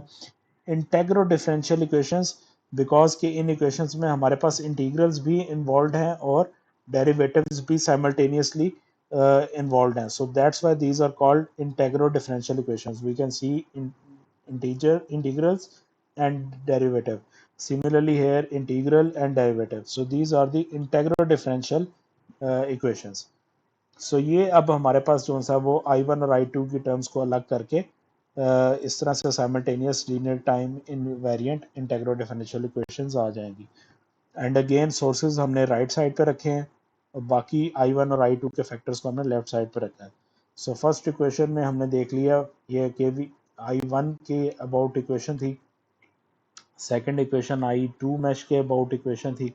So I1 के अबाउट इक्वेशन में हमने पहले I1 के सारे एलिमेंट्स को रखा, फिर I2 के सारे एलिमेंट्स. इसी तरह से I2 की इक्वेशन में भी सबसे पहले हमने I1 के एलिमेंट्स को रखा और उसके बाद I2 के एलिमेंट्स को रखा. So now these equations can be Laplace transformed assuming zero initial conditions. So इनका अब जो है वो हम जीरो इनिशियल कंडीशंस को अज्यूम करते हुए इनका लैप्लास ट्रांसफॉर्म ले लेंगे. So if we Laplace transform first equation, so this first equation will be 3 will be the constant and di1 by dt का जो Laplace हमारे पास आएगा. So remember d first derivative जो है वो s से represent होगा and i1 will be here i1 of s. Okay, क्योंकि Laplace transform सिग्नल है तो कैपिटल लेटर्स में लिख रहे हैं. इसी तरह से second element plus 6 is the constant and this will be I1 of S. Next voltage of the capacitor, so इसमें 1/5 is the constant. इंटीग्रल जो है ये बेसिकली इंटीग्रल का जो लप्लास है that will B 1/s and I1 basically यहाँ पे I1 of S हो जाएगा. इसी तरह से next -4 I2 of S, next -1/5 integral की वजह से जो सा वो 1/s आ गया into I2 of S is equal to 8 cos 90. So cos 90 के लिए बेसिकली ये हम फार्मूला रख रहे हैं. So basically cos omega t अगर जनरल हम बात करें so Laplace of cos omega t is basically is equal to S over S square plus omega square. So omega is 9 here. Okay, 8 was the constant. So 8 वैसे constant साथ आ जाएगा. So 8s over s square plus 9 square. Okay, so ये basically first equation का complete Laplace transformed equation है with zero initial conditions. So initial conditions हमने यहाँ पे देखा है कि जहाँ पे हमने डेरिवेटिव लिया डेरिवेटिव्स का Laplace लिया वहाँ पे हमने इनिशियल कंडीशंस को जीरो कर दिया. ओके, सो ये यहाँ पे इनिशियल कंडीशन जीरो है. तो इस तरह से ही हम जो सा वो सेकंड इक्वेशन का भी लैप्लास ले लेंगे, और सेकंड इक्वेशन का भी लैप्लास ट्रांसफॉर्म लेने के बाद इक्वेशंस के फिर हमें रीअरेंज करना है इन एलिमेंट्स को कि I1 और I2 के फैक्टर्स को हम अलग अलग लिख लेंगे। सो यहाँ पे फर्स्ट इक्वेशन में देखें तो I1 के ये 3 फैक्टर्स हैं, इसी तरह से I2 के ये 2 फैक्टर्स हैं, sorry this was I2। So I2 के ये 2 फैक्टर्स हैं, ओके, और सोर्स जो सा वो राइट साइड पे है। सो इस तरह से हम जो सा वो रीअरेंज इक्वेशंस को कर लेंगे, I1 और I2 के फैक्टर्स को, I1 को और I2 को कॉमन कर सकते हैं यहाँ पे, और इस तरह से हम रीअरेंज करके इन दोनों इक्वेशंस को, दोनों इक्वेशंस के लाप्लास ट्रांसफॉर्म्ड इक्वेशंस को लिख लेंगे, which will resultantly will give us these equations, okay। सो इस तरह से हमने जो सा वो I1 और I2 के फैक्टर्स को अलग अलग कर लिए। So this was equation, KVL equation around I1 mesh, और इसी तरह से ये KVL की इक्वेशन थी around I2 mesh. So KVL around I1 and KVL around I2। So यहाँ पे आप देख सकते हैं कि I1 के करंट की जो हमने इक्वेशन लिखी थी, इसके इक्वेशन के अंदर जो I2 का जो भी इफेक्ट इसमें आ रहा है, सो बेसिकली I2 की इक्वेशन के अंदर वही I1 का इफेक्ट होगा। सो यू सी ये क्रॉस जो सा वो मैच कर रहे हैं, okay. So first current I1 की इक्वेशन के अंदर I2 -4 -1/5 है, इसका फैक्टर जो सा वो इफेक्ट कर रहा था। सो इसी तरह से I2 की इक्वेशन में I1 का भी वही इफेक्ट होगा, -4 इंटू -5 ऑफ -1/5s। सो ये बेसिकली वो दो शेयर्ड एलिमेंट्स के जो सा वजह से आ रहा है, ओके। सो ये वो शेयरिंग वाले एलिमेंट्स से बीच में 4 का बेसिकली रेजिस्टेंस था, और ये जो सा वो 5 फेरेड का कैपेसिटर था। सो ये बेसिकली इक्वल रेजिस्टेंस प्रोवाइड कर रहे हैं एक अल्टरनेटली एक दूसरे करंट्स को, ओके। सो जब आप इस तरह से इक्वेशन लिखें तो यू विल सी के बेसिकली जो सा वो करंट की इक्वेशंस के अंदर जो दूसरे करंट्स के जो फैक्टर्स हैं वो बेसिकली सेम आएंगे, ओके। और इस तरह से हम ये दोनों इक्वेशंस को, लैप्लास ट्रांसफॉर्म इक्वेशंस को रीअरेंज करके चेक कर सकते हैं। अब फर्दर जो सा वो अब हमें बेसिकली I1 या I2 आउटपुट वेरिएबल की इक्वेशन फाइंड आउट करनी है। सो फॉर दैट पर्पस हमें इन दोनों इक्वेशंस को जो सा वो साइमल्टेनियसली सॉल्व करना पड़ेगा through different methods, okay. So the common method इसमें हम जो यूज करेंगे that will be that could one method, one of that method could be Cramer's rule. So इसके लिए मैं इन्हीं दोनों लैप्लास ट्रांसफॉर्म्ड इक्वेशंस को अब मैट्रिक्स की फॉर्म में कन्वर्ट करूंगा। सो I1 फर्स्ट इक्वेशन में I1 के साथ जो फैक्टर है, this complete factor is basically Z11, इसको मैं Z11 कह देता हूँ, ओके। इसी तरह से I2 के साथ जो फैक्टर है that is Z12, and this source is basically E1, first source आ गया, EMF। इसी तरह से जब मैं इस इक्वेशन की बात कर रहा हूँ तो I1 के साथ अब बेसिकली है Z21, और इसी तरह से ये जो फैक्टर है I2 के साथ, सो this is Z22, and this zero is basically E2, okay. Second voltage source है, EMF सोर्स है जो कि जीरो है। सो ये अब मैट्रिक्स फॉर्म मेरे पास जो सी है वो इन इक्वेशंस की बन गई है इस तरह से। सो यहाँ पे आप देख सकते हैं Z11 into I1 plus Z12 I2 is equal to E1। So ये हमने फॉर्म जो सा वो इस इक्वेशन से यहाँ से हमने इसकी ये मैट्रिक्स, स्टैंडर्ड मैट्रिक्स फॉर्म जो है वो बना दी है।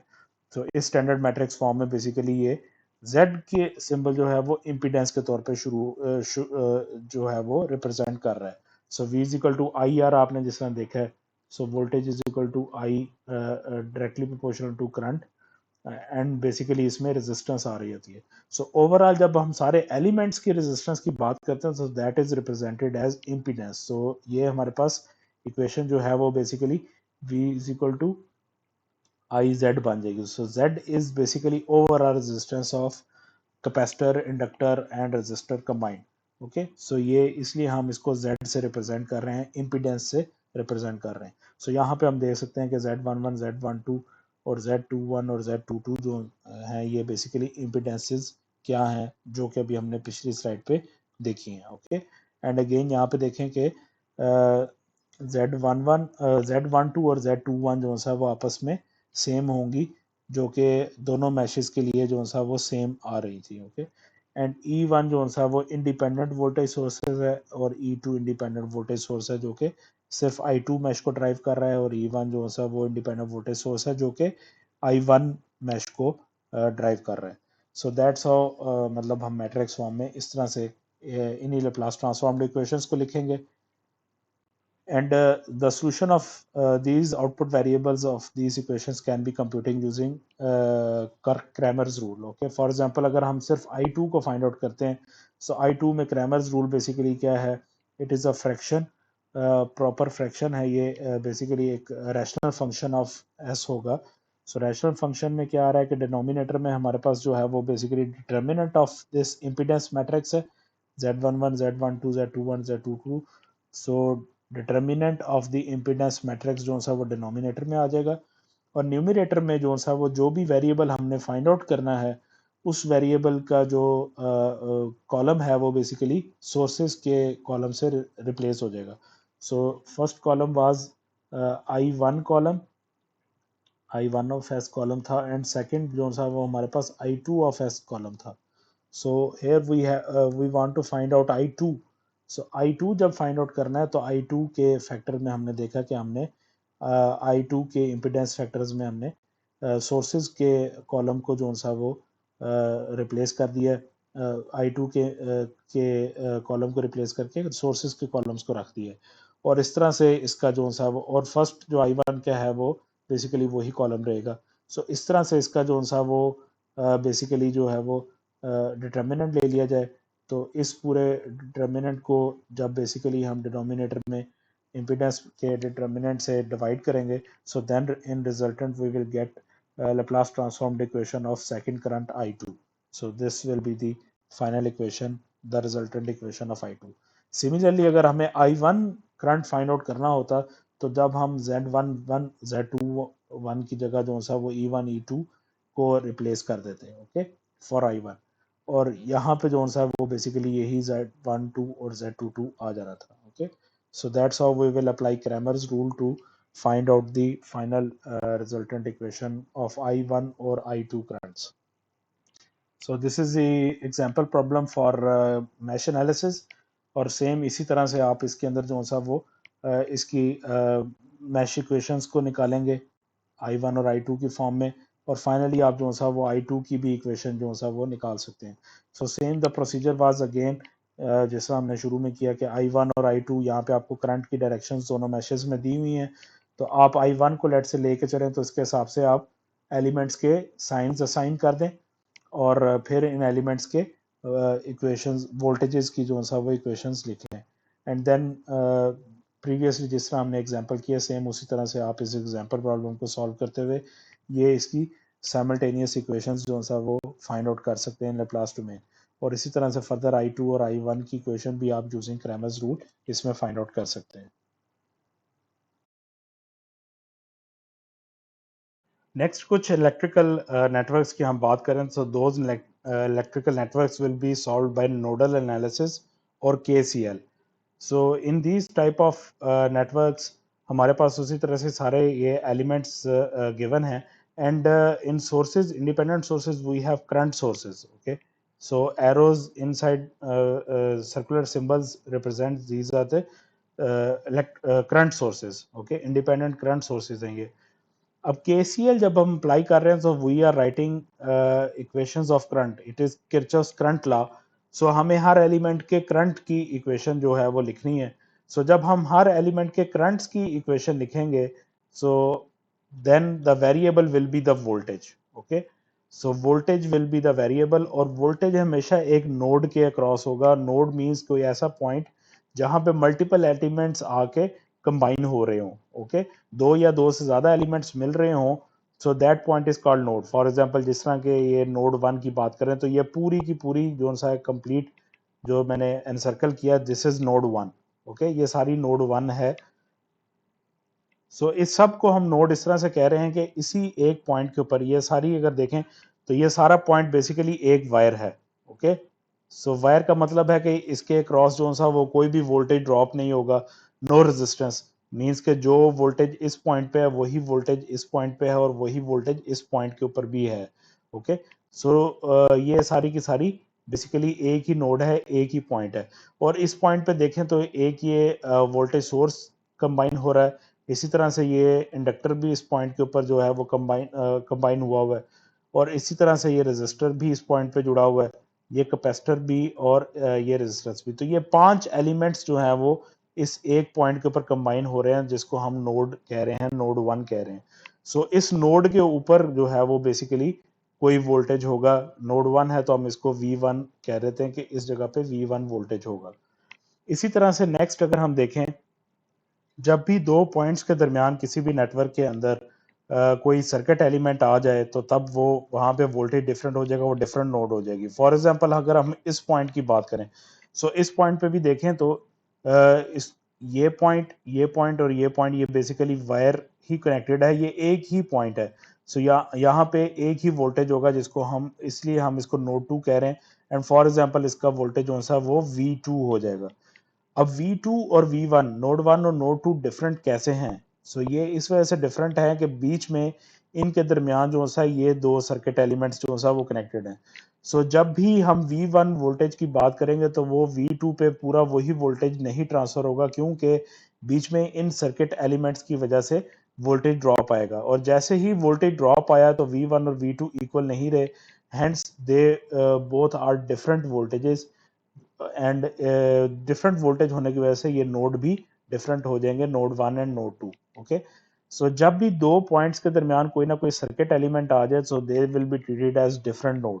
फॉर एग्जांपल अगर मैं इस पॉइंट की और इस पॉइंट की बात करूं, तो इन दोनों पॉइंट्स के दरमियान ये दो सर्किट एलिमेंट्स लगे हुए हैं। सो दैट्स वाई यहाँ पे वोल्टेज कुछ और होगा जिसको हमने V1 कहा है, और इस पॉइंट पे वोल्टेज कुछ और होगा जिसको हमने V2 कह दिया है। ओके, इसी तरह से थर्ड हम ये पॉइंट देखें तो ये एक एंड पे एक वायर है कंप्लीट।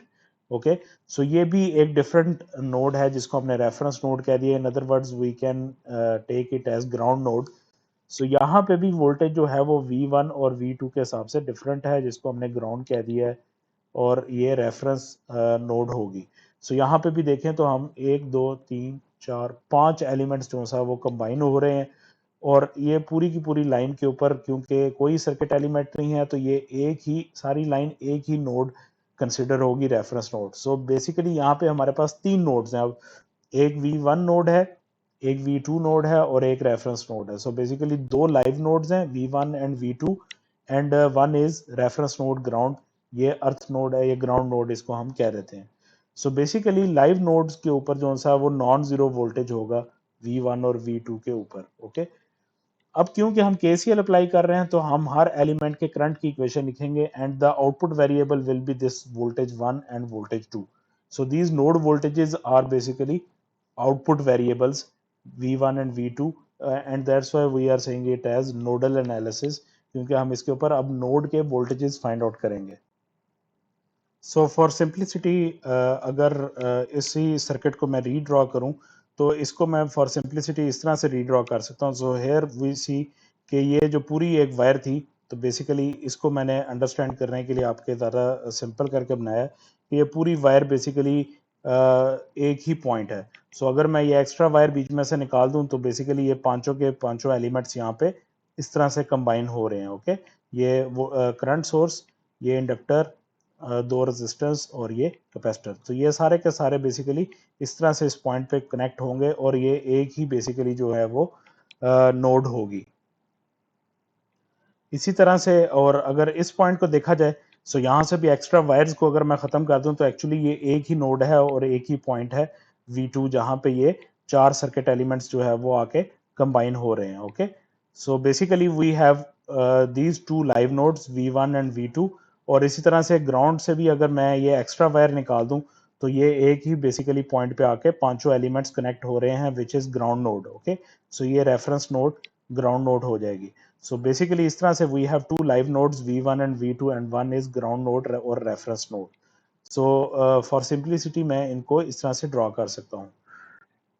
तो वोल्टेज जो सा वो नोड के ऊपर तब डिफरेंट होगा जब दो नोड्स डिफरेंट नोड्स होंगी, उनके दरमियान कोई सर्किट एलिमेंट आ जाएगा। तो सर्किट एलिमेंट आने की वजह से इन दोनों के वोल्टेजेस डिफरेंट हो जाएंगे and they will be treated as different nodes with different live voltages. So basically अब जो मुझे केसीएल अप्लाई करना है, तो केसीएल अक्रॉस अ नोड होता है। तो बेसिकली अब केसीएल के अकॉर्डिंग जो सा वो हर नोड के अंदर एंटर होने वाले करंट का summation will be equal to the leaving current summations. Okay, so अब बेसिकली हमें देखना है कि ये नोड V1 जो है, इस नोड के अंदर कितने करंट्स जो सा वो एंटर हो रहे हैं और कितने करंट्स लीव हो रहे हैं। इसी तरह से V2 नोड के लिए भी हमें देखना है कि नोड 2 के अंदर भी कितने करंट्स एंटर हो रहे हैं और कितने करंट्स लीव हो रहे हैं। तो इन इन सब करंट्स का समेशन इज इक्वल टू 0 आएगा according to KCL. Okay, so अब यहाँ पे जो है वो करंट के फ्लो की डायरेक्शन जो सा वो देखना बहुत जरूरी है।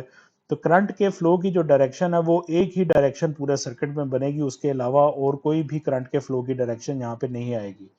सो नॉर्मली जो सा वो करंट के डायरेक्शन किस तरह से होगी कि करंट हमेशा फ्रॉम दी सोर्स फ्लो करना स्टार्ट करता है इन the direction of arrow. Source की जो एरो की डायरेक्शन दी हुई है उस डायरेक्शन में करंट फ्लो करेगा into the circuit and eventually the current will come to reference node after passing through all the circuit elements. Okay, so सब circuit element से होता हुआ करंट जो है वो at the end reference node के अंदर आकर खत्म हो जाएगा। अब जब आप एलिमेंट्स के थ्रू करंट्स की डायरेक्शन देने लगेंगे, तो सबसे पहले हमारा जो करंट की डायरेक्शन देखने के लिए काम स्टार्ट होगा वो होगा सोर्सेज से। आप सोर्सेज को सबसे पहले देखेंगे कि सोर्सेज की डायरेक्शन किस तरफ है और वहां से करंट किस तरफ फ्लो कर रहा है। नोड 1 के अंदर अगर हम देखें, तो बेसिकली ये जो V1 सोर्स है, इसकी वजह से नोड 1 के अंदर करंट जो है वो एंटर होना है। ओके, ये एक करंट जो सा वो नोड 1 के अंदर इस V1 सोर्स से एंटर हो रहा है और फर्दर ये करंट आगे जो है वो बाकी ब्रांचेस के अंदर डिवाइड होगा। नोड 1 के अंदर एक करंट एंटरिंग है V1 और उसके बाद ये करंट जो नोड 1 में एंटर हुआ, तो ये बेसिकली इसमें से कुछ पार्ट ऑफ द करंट इस इंडक्टर की तरफ चला जाएगा, कुछ करंट जो सा वो इस रेजिस्टेंस में जाएगा, कुछ करंट इस कैपेसिटर में जाएगा और कुछ करंट जो सा वो इस रेजिस्टेंस में चला जाएगा। इसी तरह से जब हम सेकंड सोर्स को देखेंगे, तो सेकंड सोर्स से जो करंट है वो बेसिकली रेफरेंस नोड की तरफ ही जा रहा है। बेसिकली ये करंट V2 जो सोर्स का करंट है, ये तो डायरेक्टली रेफरेंस नोड में चला जाएगा, ग्राउंड हो जाएगा। अब नोड 2 के अंदर जो करंट एंटर होने हैं वो बेसिकली जो है वो ये करंट्स हैं जो कि रेजिस्टेंस की तरफ से आ रहा है। नोड 1 के अंदर एक ये करंट एंटर होगा और एक जो कैपेसिटर से आ रहा है, एक ये करंट एंटर होना है। these two are the entering currents in node 2। और इन दोनों करंट्स के एंटर होने के बाद अब नोड 2 से जो करंट जाना है, तो कुछ करंट जो सा इस रेजिस्टेंस की तरफ जाएगा जो कि रेफरेंस नोड में चला गया, और कुछ करंट जो सा वो वोल्टेज सोर्स की तरफ, इस करंट सोर्स की तरफ जाएगा जो कि यहाँ से फिर रेफरेंस नोड में जाएगा। और इवेंचुअली अगर मैं यहाँ पे देखूँ तो ये करंट, ये दो जो करंट्स हैं, ये दो करंट्स भी इवेंचुअली रेफरेंस नोड में जा रहे हैं। ओवरऑल अब करंट के फ्लो का पूरे सर्किट के अंदर एक ही मैकेनिज्म है जिसके थ्रू सारे करंट्स जो सा वो पास होंगे। Basically current basically first source से जो करंट स्टार्ट होगा, वो करंट जो सा वो सर्किट के सारे एलिमेंट से होता हुआ बेसिकली रेफरेंस नोड में जाएगा, और इस सोर्स का करंट तो डायरेक्टली जो सा वो रेफरेंस नोड में ही जा रहा है। बेसिकली अब ये करंट की डायरेक्शन है, इसके अलावा और कोई डायरेक्शन की पॉसिबिलिटी नहीं बनेगी। तो इसलिए अब हम इंडिविजुअली हर नोड के लिए जो सा वो करंट की इक्वेशंस लिखेंगे, फॉर केसीएल इक्वेशंस आ जाएंगी। तो करंट की डायरेक्शंस लिखने के बाद, ये स्पेसिफाई करने के बाद, अब हमें हर एलिमेंट के करंट की जो इक्वेशन है वो लिखनी है, जिस तरह के हमने पहले ये इक्वेशंस देखी हैं। So you can also see the directions of current here in this simplified form of this circuit. So basically यहाँ से फर्स्ट सोर्स से V1 के अंदर करंट एंटर हुआ, which is further divided into 4 branches, एक यहाँ पे, एक इस साइड पे, एक इस साइड पे और इस साइड पे। Basically this entering current is equal to summation of all these 4 leaving currents. इसी तरह से V2 के अंदर यही करंट आगे पास होगा। ये दो करंट्स जो सा वो V2 के अंदर एंटर होंगे और ये करंट ये लीव होगा और एक ये सोर्स करंट लीव होगा। इस तरह से दो करंट जो सा वो V2 में एंटर हो रहे हैं और दो ही करंट लीव हो रहे हैं। So that's how we will basically define the directions of the currents. और अब हम इन सारे एलिमेंट्स की जो है वो करंट की इक्वेशंस लिखेंगे फ्रॉम दिस टेबल. सो अब जब हम एलिमेंट्स के करंट्स की इक्वेशन लिखेंगे, फॉर एग्जांपल सबसे पहले हम इस 2 हेनरी के इंडक्टर की बात करते हैं. तो current of inductor is basically this equation. So ये इक्वेशन जो सा वो करंट की आ जाएगी विच इज़ 1/L. सो यहाँ पे L इसकी इंडक्टेंस 2 है. सो इसकी इक्वेशन जब लिखेंगे तो 1/2 integral VL by VL into dt. So VL is the voltage. अब वोल्टेज के लिए यहाँ देखना ये जरूरी है कि वोल्टेज क्या वोल्टेज लेंगे, V1 लेंगे या V2 लेंगे. सो बेसिकली इसके लिए जो सा वो बड़ा सिंपल सा रूल है कि आप इस एलिमेंट की जो दोनों लेग्स हैं उसको चेक करें कि वो दोनों लेग्स किन वोल्टेजेस के दरमियान कनेक्टेड हैं. सो एक तरफ ये वोल्टेज V1 के साथ कनेक्टेड है एंड दूसरी लेग जो इसकी है वो बेसिकली रेफरेंस नोड 0 वोल्टेज के दरमियान कनेक्ट है. So the voltage will be the net voltage. So net voltage will be V1 minus 0. So actually ये सिर्फ V1 डिपेंडेंट होगा. सो इसकी इक्वेशन जो सा वो 1/2 इंटीग्रल V1 dt बनेगी because its two legs are connected between V1 and reference. Okay, so इस तरह से आप सारे एलिमेंट्स की इक्वेशन लिखते जाएंगे. नेक्स्ट अगर आप बेसिकली इसकी देखते हैं, सो ये रेजिस्टेंस जो है I is equal to V/R इसकी इक्वेशन लिखेंगे. सो इसके करंट की इक्वेशन में 3 इसकी 1/3 इसकी रेजिस्टेंस का पार्ट आ गया and again VR voltage. So voltage के लिए अगेन फिर वही बात है कि इसके जो सा वो आप दोनों लेग्स को देखें कि ये किसके दरमियान कनेक्टेड है. So one part is connected with V1. सो एक इस रेजिस्टेंस की एक लेग V1 के साथ कनेक्टेड है और दूसरी लेग जो सा वो रेफरेंस 0 वोल्ट के साथ कनेक्टेड है. So that means it is only V1 dependent. Okay, so this will become 1/3 into V1. Okay, so ये इसके करंट की इक्वेशन बन गई. इसी तरह से नेक्स्ट अब हम जब चलेंगे तो इस रेजिस्टेंस की बात करते हैं. तो इस रेजिस्टेंस के केस में हम देखें तो 1/5 इनटू वोल्टेज. अब वोल्टेज के लिए इसकी जो है वो दोनों लेग्स को देखें. सो एक लेग इसकी V1 के साथ कनेक्टेड है, दूसरी लेग V2 के साथ कनेक्टेड है. तो अब ये V1 माइनस V2 होगा या V2 माइनस V1. इसके लिए आपको करंट की डायरेक्शन को देखना है कि करंट किस तरफ से किस तरफ को फ्लो कर रहा है, कौन सा हायर वोल्टेज है और कौन सा लोअर वोल्टेज है. सो यहाँ पे हमने बेसिकली देखा है कि यहाँ पे अगर आप ऑब्जर्व करें तो V1 से करंट बेसिकली इस रेजिस्टेंस के अंदर एंटर हो रहा है और V2 की तरफ लीव कर रहा है. सो दैट मीन्स कि V1 इज हायर. सो ये हायर वोल्टेज है and V2 is lower voltage. So from higher to lower voltage जो सा वो करंट फ्लो करता है. So basically this will be V1 minus V2. Okay, so इसको V1 minus V2 हम लेंगे क्योंकि करंट की जो डायरेक्शन है इसमें वो V1 से V2 की तरफ है, जो कि हमने पहले ऑलरेडी देखा है कि ये इस तरह से इसके करंट की डायरेक्शन आ रही है. ओके, सो इसके अलावा अब कोई पॉसिबिलिटी नहीं है इसके करंट की साइन की. सो हायर और लोअर वोल्टेज को देख के हम चलेंगे.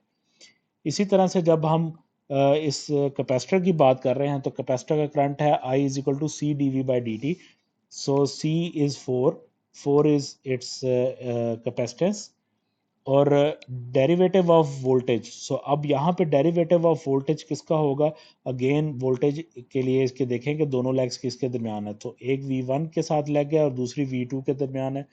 सो अगेन इनका net voltage and V1 is higher and V2 is lower because current की डायरेक्शन जो सा वो V1 से V2 की तरफ है.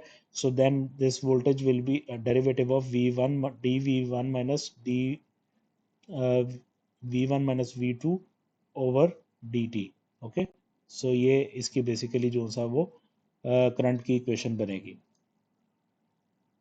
सिमिलरली इस 6 ओम की रेजिस्टेंस को अगर देखें तो I is equal to V/R. So 1/R is 1/6 and voltage. So ये रेजिस्टेंस जो है वो V2 V2 के साथ कनेक्टेड है और इधर से ग्राउंड के साथ कनेक्टेड है. So this is only V2 dependent. So इसकी इक्वेशन जो बनेगी करंट की that will be V2/6. So that's how अब सब एलिमेंट्स की हमने जो है वो करंट्स की इक्वेशन लिख ली हैं। सो इनकी अब ये जो करंट की इक्वेशंस हैं और इन्हीं एलिमेंट्स की करंट की इक्वेशंस को अब आगे हम यूज़ करते हुए बेसिकली जो है वो के सी एल की इक्वेशंस लिखेंगे। सो यहाँ पे जो सा वो करंट्स की डायरेक्शन भी जो है वो ज़रूरी हैं। ओके, सो जो कि हमने इस लोअर डायग्राम में आप देख रहे हैं, सिंप्लीफाइड डायग्राम के अंदर भी स्पेसिफाई कर दी हुई हैं। सो ये करंट की इसकी डायरेक्शंस होगी। सो इसी तरह से यहाँ पे भी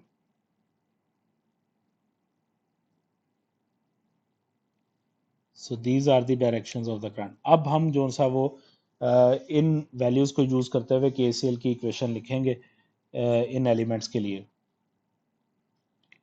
सो this is this completed circuit diagram जिसमें हमने करंट की डायरेक्शंस भी स्पेसिफाई की हुई हैं, एंटरिंग करंट्स भी और लीविंग करंट्स की भी, और इसी तरह से हर एलिमेंट के हमने वोल्टेज की इक्वेशन भी जो करंट की इक्वेशन भी हमने स्पेसिफाई कर दी है। सो अब इसी कंप्लीटेड सर्किट डायग्राम से हम आगे फर्दर जो है वो केसीएल की इक्वेशंस लिखना स्टार्ट करेंगे। So for writing KCL equation, for example हम नोड 1 की बात करें तो अब हर नोड के लिए जो सा वो केसीएल की इक्वेशन होगी कि इस नोड के क्रॉस करंट्स कैसे होंगे। सो सिंपली आप यहाँ पे केसीएल की इक्वेशन इस तरह से लिखेंगे, एंटरिंग करंट का summation will be is equal to summation of all the leaving currents. So node 1 के अंदर की बात करें तो बेसिकली नोड 1 में एंटरिंग करंट एक ही है which is coming from the source and it's value is 12। सो इसको मैंने 12 लिख दिया। So this is only entering current and all these fours are the living currents. So ये यहाँ पे आप एरो की डायरेक्शंस देख सकते हैं। सो ये चार जो सा वो लिविंग करंट्स हैं from node 1। So entering current एक ही है is equal to summation of leaving currents. So summation of leaving currents में अब आ जाएगा जी 1/2। इसमें क्योंकि हम एंटरिंग और लीविंग को अलग अलग लिख रहे हैं क्वालिटी के लिए, तो सबको आप पॉजिटिव करंट्स कंसिडर कर सकते हैं, इसमें नेगेटिव साइन डालने की ज़रूरत नहीं है। सो 12 ए की entering is equal to all summation of all leavings. So 1/2 integral v1 dt plus v1/3 plus this capacitors voltage capacitors current for dv1 minus v2 by dt and this resistance voltage plus 1/5 v1 minus v2। सो ये equation इस तरह से हमारे पास complete होगी। Again अब इसके अंदर हम वही कन्वेंशन करेंगे कि हम सोर्सेज को एक तरफ लेके जाएंगे और जो बाकी पैसिव एलिमेंट्स हैं उनके करंट्स को हम एक तरफ लिखेंगे। सो कन्वेंशन यही है कि राइट साइड पे जो सा वो हमारे पास सोर्स चला जाएगा और लेफ्ट साइड पे सारे पैसिव जो एलिमेंट्स हैं वो आ जाएंगे। सो यहाँ पे हम देख रहे हैं कि 12 इज़ द सोर्स। सो 12 को राइट साइड पे रखेंगे, बाकी सारे जो करंट्स हैं वो लेफ्ट साइड पे आ जाएंगे और इस तरह से ये इक्वेशन कंप्लीट होगी। सो सी इस तरह से हम ये equation for K C L at node 1 complete कर देंगे। सिमिलरली हम के सी एल एट नोड 2 लिखेंगे। अगेन फिर इसके लिए जो सा वो इक्वेशन लिखते हुए एंट्रिंग करंट्स का summation is equal to leaving currents. So node 2 के अंदर बेसिकली ये दो करंट्स जो सा वो एंट्रिंग करंट्स हैं। ओके, सो इन दो करंट्स को हम ऐड करेंगे, इक्वालिटी के एक तरफ लिखेंगे और बाकी उस तरफ। सो बेसिकली ये और ये दो करंट्स ऐड होंगे। सो this will become 1/5 v1 minus v2 plus 4 d by dt of v1 minus v2. So these are the both entering currents. So इनका summation will be is equal to summation of all living currents. So यहाँ पे दो living currents हैं अब। So दो living currents कौन कौन से हैं? एक ये source का v2 है which is sin t and second one is this resistance current v2/6. So this will become v2/6 plus sin t. सो ये अब K C L for second node complete हो गया। और इसमें भी अगेन अब हम इसको रीअरेंज इसी तरह से करेंगे कि सोर्स को इक्वालिटी के राइट साइड पे रखेंगे, बाकी जो सा वो सारे पैसिव एलिमेंट्स के जो करंट्स हैं वो सारे लेफ्ट साइड पे आ जाएंगे। सो यहाँ पे देखा जाए तो ये साइन टी हमारे पास सोर्स है, तो ये राइट साइड पे ही है, ये यहीं रह जाएगा। सो V2/6 को जो सा वो हम बेसिकली लेफ्ट साइड पे ले जाएंगे। ओके, सो इस तरह से हम इस इक्वेशन को रीअरेंज करेंगे। So here you can see this final equation for KCL eight node 2। सो जब भी आप इक्वेशंस को रीअरेंज करके वोल्टेज करंट्स की वैल्यूज को जो सा वो इक्वालिटी के राइट या लेफ्ट पे लेके जाएंगे, सो उसमें ख्याल ये रखें कि आप जिस नोड के लिए बेसिकली इक्वेशन को रीअरेंज कर रहे हैं, जिस नोड की इक्वेशन लिखी है, उस नोड के वोल्टेजेस की जो वैल्यूज हैं वो पॉजिटिव हों, दूसरा बेशक नेगेटिव हो जाए। सो फॉर एग्जांपल अब यहाँ पे हम नोड 2 के लिए लिख रहे हैं, तो V2 के जो फैक्टर्स हैं उनको कोशिश करें कि वो पॉजिटिव रहें, और बाकी जो सा वो V1 के बेशक नेगेटिव हो जाएं। सो यहाँ पे अगर मैं इसको रीअरेंज करूँ तो V2/6 यहाँ पे पॉजिटिव है, और इसी को रीअरेंज करते हुए मुझे बेसिकली इस तरह से रीअरेंज करना पड़ेगा कि V2/6 यहीं पे रहे। यहाँ से जब बेसिकली जब मैं इसको ओपन करूंगा डेरिवेटिव को, तो ये -4V2/dt है। सो इसको जब दूसरी तरफ लेके जाऊंगा, so then this will become basically ये इक्वेशन इन्वर्ट हो जाएगी, साइन इसका चेंज हो जाएगा, and it will become +4dV2/dt and -4dV1/dt। इसी तरह से ये जो करंट है, इसको जब आप लेके जाएंगे इक्वालिटी के दूसरी तरफ, तो V2 पॉजिटिव हो जाएगा और V1 नेगेटिव हो जाएगा। So this will become again plus V2/5 minus V1/5।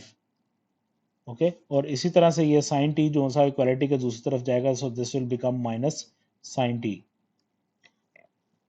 सो ये चीज़ बेसिकली ख्याल इसमें रखना ज़रूरी है कि जिस तरह अगर आप नोड 1 की क्वेश्चन लिखेंगे तो V1 के फैक्टर्स आप देखें तो ये सारे पॉजिटिव फैक्टर्स हैं। ओके, सो V1 के फैक्टर्स को हमने पॉजिटिव रखा है, V2 के बेशक नेगेटिव हो जाएं और सोर्स दूसरी तरफ चला जाएगा। सो इसी कन्वेंशन को नोड 2 के अंदर भी हमने इक्वेशन लिखते हुए यही ख्याल की है। सो यहाँ पे हम देखें तो V2 के अब सारे फैक्टर्स पॉजिटिव हैं और V1 के फैक्टर्स नेगेटिव हो गए हैं, और इसी तरह से सोर्स जो सा वो एक साइड पे चला जाएगा। सो इसी इक्वेशन को रीअरेंज करके मैं इन सारे वोल्टेजेस को जो सा वो लेफ्ट पे लिख सकता हूँ, और माइनस साइन टी जो सोर्स है वो राइट पे हो जाएगा। So that's how you will write the KCL equations for all the nodes. So rearrange करने के बाद ये हमारे पास फाइनल जो है वो KCL की इक्वेशंस आ गई हैं for V1 and V2, node 1 और नोड 2। अब अगेन जो सा यहाँ पे V1 और V2 जो सा those are the variables, so we will rearrange these equations, and we will collect V1 and V2 terms separately, and we will make these simultaneous linear and time invariant integral differential equations. So by rearranging collecting V1 and V2 terms, we will get these uh, simultaneous LTI integral differential equations. So again simultaneous का मतलब है basically कि इसमें दोनों variables दोनों equations में involve हैं, V1 और V2 फर्स्ट इक्वेशन में भी है, सेकेंड इक्वेशन में भी V1 और V2 है। So we have to solve these equations simultaneously, so that's why these are the simultaneous equations. इसी तरह से linear time invariant, so basically जितने भी फैक्टर्स के वेरिएबल्स के जो कांस्टेंट्स हैं, बेसिकली जो कोफिशिएंट्स हैं, वो एक तो उसमें लीनियर फंक्शन है और उसमें कोई नॉन लीनियर नहीं है, फंक्शन नहीं है, मींस के साइन हो गया, कॉज हो गया, इस तरह के नॉन लीनियर फंक्शंस मल्टीप्लाई नहीं हो रहे। प्लस जो ये कोफिशिएंट्स हैं ये टाइम डिपेंडेंट नहीं है, सो टाइम इनवेरिएंट है, टाइम कुछ भी हो ये कांस्टेंट्स की वैल्यू यही रहेंगी। So that's why these are LTI। okay, integral differential equations because it has both integrals and derivatives involved in same equation. So we will get these LTI simultaneous LTI integral differential equations. So in next step, we just have to take the Laplace transform of these equations assuming zero initial conditions. So zero initial conditions के साथ इसका Laplace transform लेंगे और V1 और V2 के जो factors हैं हम उनको अलग अलग कर लें। So first equation का अगर हम Laplace लेते हैं, so you see 4 is constant here. अगर इस term की बात करें तो 4 is constant and derivative of V1/dt d1/v1/dt का अगर हम लप्लास ट्रांसफॉर्म लेते हैं, so derivative will be changed as s and V1 will be v1 of s. Similarly, next 8 by 15 is the constant, and v1 of s plus 1 by 2, and this integral is basically converted as 1 over s when we will take its Laplace transform, और v1 of s ये बन जाएगा. Similarly यहाँ पे again derivative है for v2, so with zero initial condition हम इसको s v2 of s लिखेंगे. इसी तरह से इसका Laplace जो सा होगा वो v2s over 5 हो जाएगा. And next is the 12. So 12 constant है, सो 12 कांस्टेंट के साथ 1 है, तो 1 का Laplace बेसिकली 1 ओवर s होता है. Okay, so this is basically actually 12 into 1. So when we will take its Laplace transform, so इसका Laplace ट्रांसफॉर्म बेसिकली क्या होगा कि 12 कांस्टेंट वैसे आ जाएगा and Laplace of 1, and Laplace of 1 is basically 1 over s. So this will become 12 over s. Okay, so ये basically इसका Laplace transform होगा.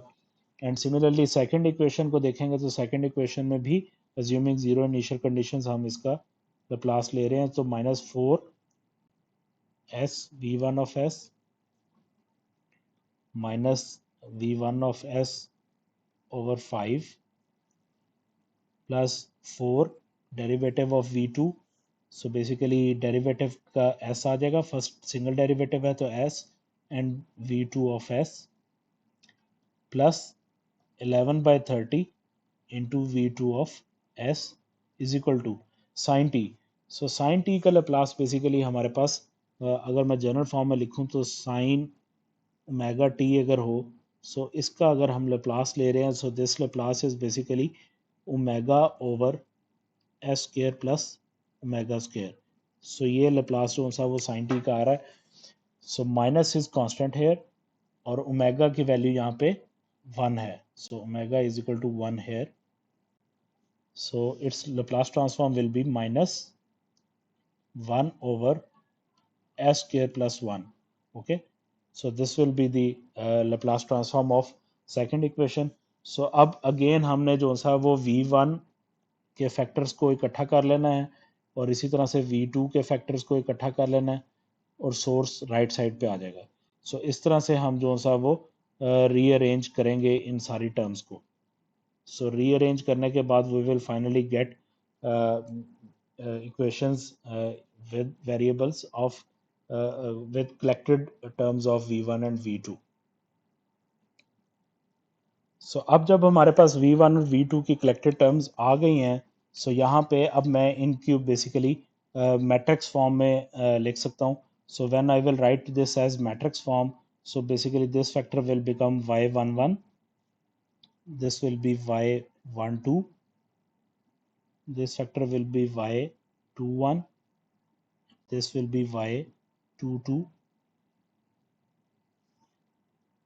This is basically first current source, this is I1, and this is second current source, this is I2.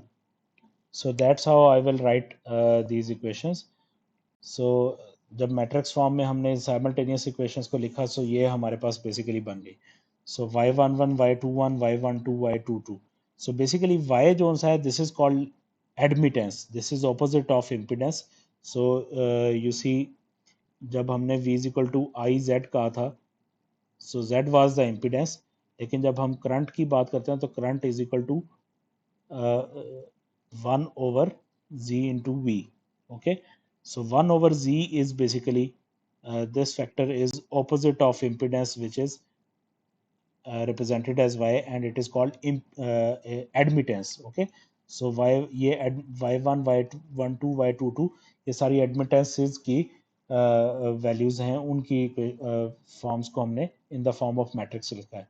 अच्छा, और यहाँ पे दूसरी बात ये देखने वाली है कि यहाँ पे अगेन देखें, सो जिस तरह से y12 और y21 को देखें, सो फर्स्ट इक्वेशन के अंदर जो फर्स्ट नोड की इक्वेशन थी, मींस के v1 की इक्वेशन थी, उस इक्वेशन के अंदर जो v2 का इफेक्ट आ रहा है basically which is y12, so v2 की इक्वेशन में भी जो सा वो v1 का भी वही इफेक्ट है. ओके, सो -4s -1/5 -4s -1/5 ये क्रॉस में जो सा वो वैल्यूज सेम आनी ज़रूरी है. Okay, and this is because the shared element between these two nodes. Okay, so हमने देखा था कि V1 और V2 नोड के दरमियान जो सा वो एक जो सा वो रेजिस्टेंस 5 ओहम की शेयर्ड थी, और एक हमारे पास जो सा उसके अंदर कैपेसिटर जो है वो शेयर्ड था. सो इन्हीं दो एलिमेंट्स की वैल्यूज़ जो सी हैं वो दोनों के दरमियान शेयर्ड आ रही हैं V2 और V1 के दरमियान. सो V1 की इक्वेशन में V2 का फैक्टर और V2 की इक्वेशन में V1 का फैक्टर सेम होंगे क्रॉस में. ओके, सो ये हमने यहाँ पे देखा है एडमिटेंसेस को. सो ये सारी हमारे पास एडमिटेंसेस आ गई जिसमें Y12 और Y21 सेम एडमिटेंस है between connected between node 1 and node 2.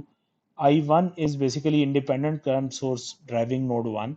इसी तरह से I2 जो सा वो इंडिपेंडेंट करंट सोर्स है which is driving node 2. Okay, so यहाँ से अब आगे हम फर्दर जो सा वो इस मैट्रिक्स फॉर्म में जब हमने लिख लिया है, सो देन इस मैट्रिक्स नोटेशन को हम जो सा वो किसी भी mathematical techniques to solve simultaneous equations हम इसको सॉल्व करके V1 या V2 वेरिएबल की इक्वेशन फाइंड आउट कर सकते हैं. So again we are using Cramer's rule here. So for Cramer rules if we have to find out for example V2, so for V2 basically denominator में जो है वो determinant आ जाएगा of of admittance matrix. So complete admittance matrix का हम determinant ले लेंगे, और न्यूमिनेटर के अंदर जो है वो फॉर एग्जांपल अगर हमने V2 फाइंड आउट करना तो V2 का जो कॉलम है वो बेसिकली सोर्सेज के कॉलम से रिप्लेस हो गया. ओके, सो ये V1 का कॉलम था और ये V2 का कॉलम था. तो V2 अगर फाइंड आउट कर रहे हैं तो V2 के कॉलम की जगह करंट सोर्सेज का कॉलम रिप्लेस हो गया. और इसका भी अगर हम डिटर्मिनेंट ले लेते हैं तो then solving this rational function we will get the final equation for V2. Similarly if we have to find out V1, so V1 find out करने के लिए V1 के जो कॉलम है न्यूमिनेटर में वहां पे हम जो सा वो सोर्सेज को रिप्लेस कर देंगे, और V2 के कॉलम एज इट इज आ जाएगा V2 के की एडमिटेंसेस के साथ. And then we will solve this determinant rational function so to get the value of V1 of S. Okay, so इस तरह से V1 ऑफ S भी निकल सकती है. So that's how we will use Cramer's rule in nodal analysis to find out the final complex equations of V1 or V2. Then we have this example problem, and in this example problem you have to find out nodal equations for V1 and V2. So V1 V2 के लिए nodal equations लिखेंगे, and then final हम जो सा वो first voltage के लिए V1 of S के लिए लाप्लास ट्रांसफॉर्म इसकी सिग्नल की इक्वेशन फाइंड आउट करेंगे. So again we are given with this table of component properties. So component की equations के जो सा वो टेबल को यूज करते हुए अब हम जो है वो फर्दर जिस तरह से अभी पहले आपको एक्सप्लेन किया इसी तरह से आप इसको लेके चलेंगे. सो फर्स्ट आप इसमें से सबसे पहले नोड स्पेसिफाई करें. सो यू सी यहाँ पे ये एक नोड है नोड 1 जिसका वोल्टेज V1 स्पेसिफाई किया गया है, और इसी तरह से ये सेकंड नोड है V2, and third node is basically ground. So in nodes को आप देखें तो यहाँ पे अब आपने बेसिकली मैंने यही बात की थी कि आपने सबसे पहले सोर्सेज को देखना है, और सोर्सेज को देखते हुए आपने पूरे सर्किट में डायरेक्शन फ्लो ऑफ करंट के पूरे जो फ्लो है उसको देखना है कि वो कैसे फ्लो करेगा. सो यहाँ पे देखें तो this is the current source, एक ही करंट सोर्स है विच हैज वैल्यू 6 e⁻²t, और डायरेक्शन इसकी टुवर्ड्स राइट है. सो बेसिकली अब जो करंट पूरे सर्किट में एंटर होना है वो बेसिकली एंटर होना है इन V2. So starting entering current in V2 is only one current which is coming from this source. अब ये V2 के अंदर जब एक करंट एंटर हो रहा है, so this current is further dividing into three parts. कुछ करंट इधर चला गया, कुछ यहाँ पे चला गया, ये दोनों करंट तो बेसिकली यहाँ पे पहुंच के ग्राउंड हो जाएंगे. इसी तरह से कुछ करंट जो सा वो ऊपर कैपेसिटर की तरफ चला गया. सो इन V2 basically one current is entering and three currents are leaving. इसी तरह से ये जो करंट ऊपर नोड 2 में से ऊपर गया है कैपेसिटर की तरफ, सो यही करंट एक्चुअली जो सा वो नोड V1 के अंदर एंटर होगा. Okay, so in V1 this is only there is one this one entering current, and further ये जो करंट है वो V1 के अंदर फर्दर डिवाइड होगा इन 3 पार्ट्स। सो एक जो सा वो इस इंडक्टर की तरफ चला जाएगा, एक इस रेजिस्टेंस की तरफ चला जाएगा, एंड तीसरा जो सा वो लिविंग करंट जो होगा वो वापस इस सोर्स की तरफ जाएगा। ओके, सो इस तरह से बेसिकली अब जो सा वो डायरेक्शन ऑफ करंट्स हम यहाँ पे लेंगे। सो हेयर यू सी के यहाँ पे जो करंट है वो बेसिकली V2 से V1 की तरफ फ्लो कर रहा है। सो हेयर यू कैन सी कि यहाँ पे जो कैपेसिटर है यहाँ से बेसिकली V2 से करंट आ रहा है और V1 में जा रहा है। तो basically V2 is higher voltage, so ये हायर वोल्टेज है, and V1 is lower voltage. Okay, so अब जब आप इन के सर्किट्स की एलिमेंट्स की इक्वेशंस लिखेंगे करंट की, सो उन इक्वेशंस के अंदर जो है वो एक ही शेयर्ड एलिमेंट होगा V2 और V1 के दरमियान, which is this capacitor. Okay, and it's capacitor की इक्वेशन में जो वोल्टेज लेंगे that would be net voltage which is V2 minus V1। okay, because V2 is higher and V1 is lower, so V2 minus V1 will be the voltage which will be used for this capacitor। बाकी आप इस inductor और resistance को देखें तो ये V1 और ground के दरमियान कनेक्टेड है। सो दैट मीन्स कि इनके वोल्टेजेस में सिर्फ V1 वोल्टेज ही आएगा, ये ओनली V1 डिपेंडेंट है। एंड सिमिलरली ये जो रेजिस्टेंस और कैपेसिटर है, सो ये बेसिकली V2 और ग्राउंड के दरमियान कनेक्टेड हैं। So this will B these both will be only V2 dependent। Okay, इनकी इक्वेशंस में, करंट की इक्वेशंस में सिर्फ V2 आएगा। सो इस तरह से अब आप इसी फ्लो को लेके करंट के डायरेक्शन को देख के चलेंगे, and this source is basically shared between V1 and V2। सो दोनों नोड्स की जब इक्वेशंस आप लिखेंगे तो उस दोनों नोड्स की इक्वेशन में ये सोर्स आएगा। ओके, सो एक में पॉजिटिव हो जाएगा और एक में नेगेटिव हो जाएगा, एंड दैट डिपेंड्स के जो भी इक्वेशन की कन्वेंशन के अकॉर्डिंग इनका साइन बनेगा वो साइन लेके आप चलेंगे। And here are the final equations जो कि आपके पास लैप्लास ट्रांसफॉर्म इक्वेशंस गिवन है। सो इस तरह से आप इस प्रॉब्लम को सॉल्व करके ये इक्वेशंस फाइंड आउट कर सकते हैं।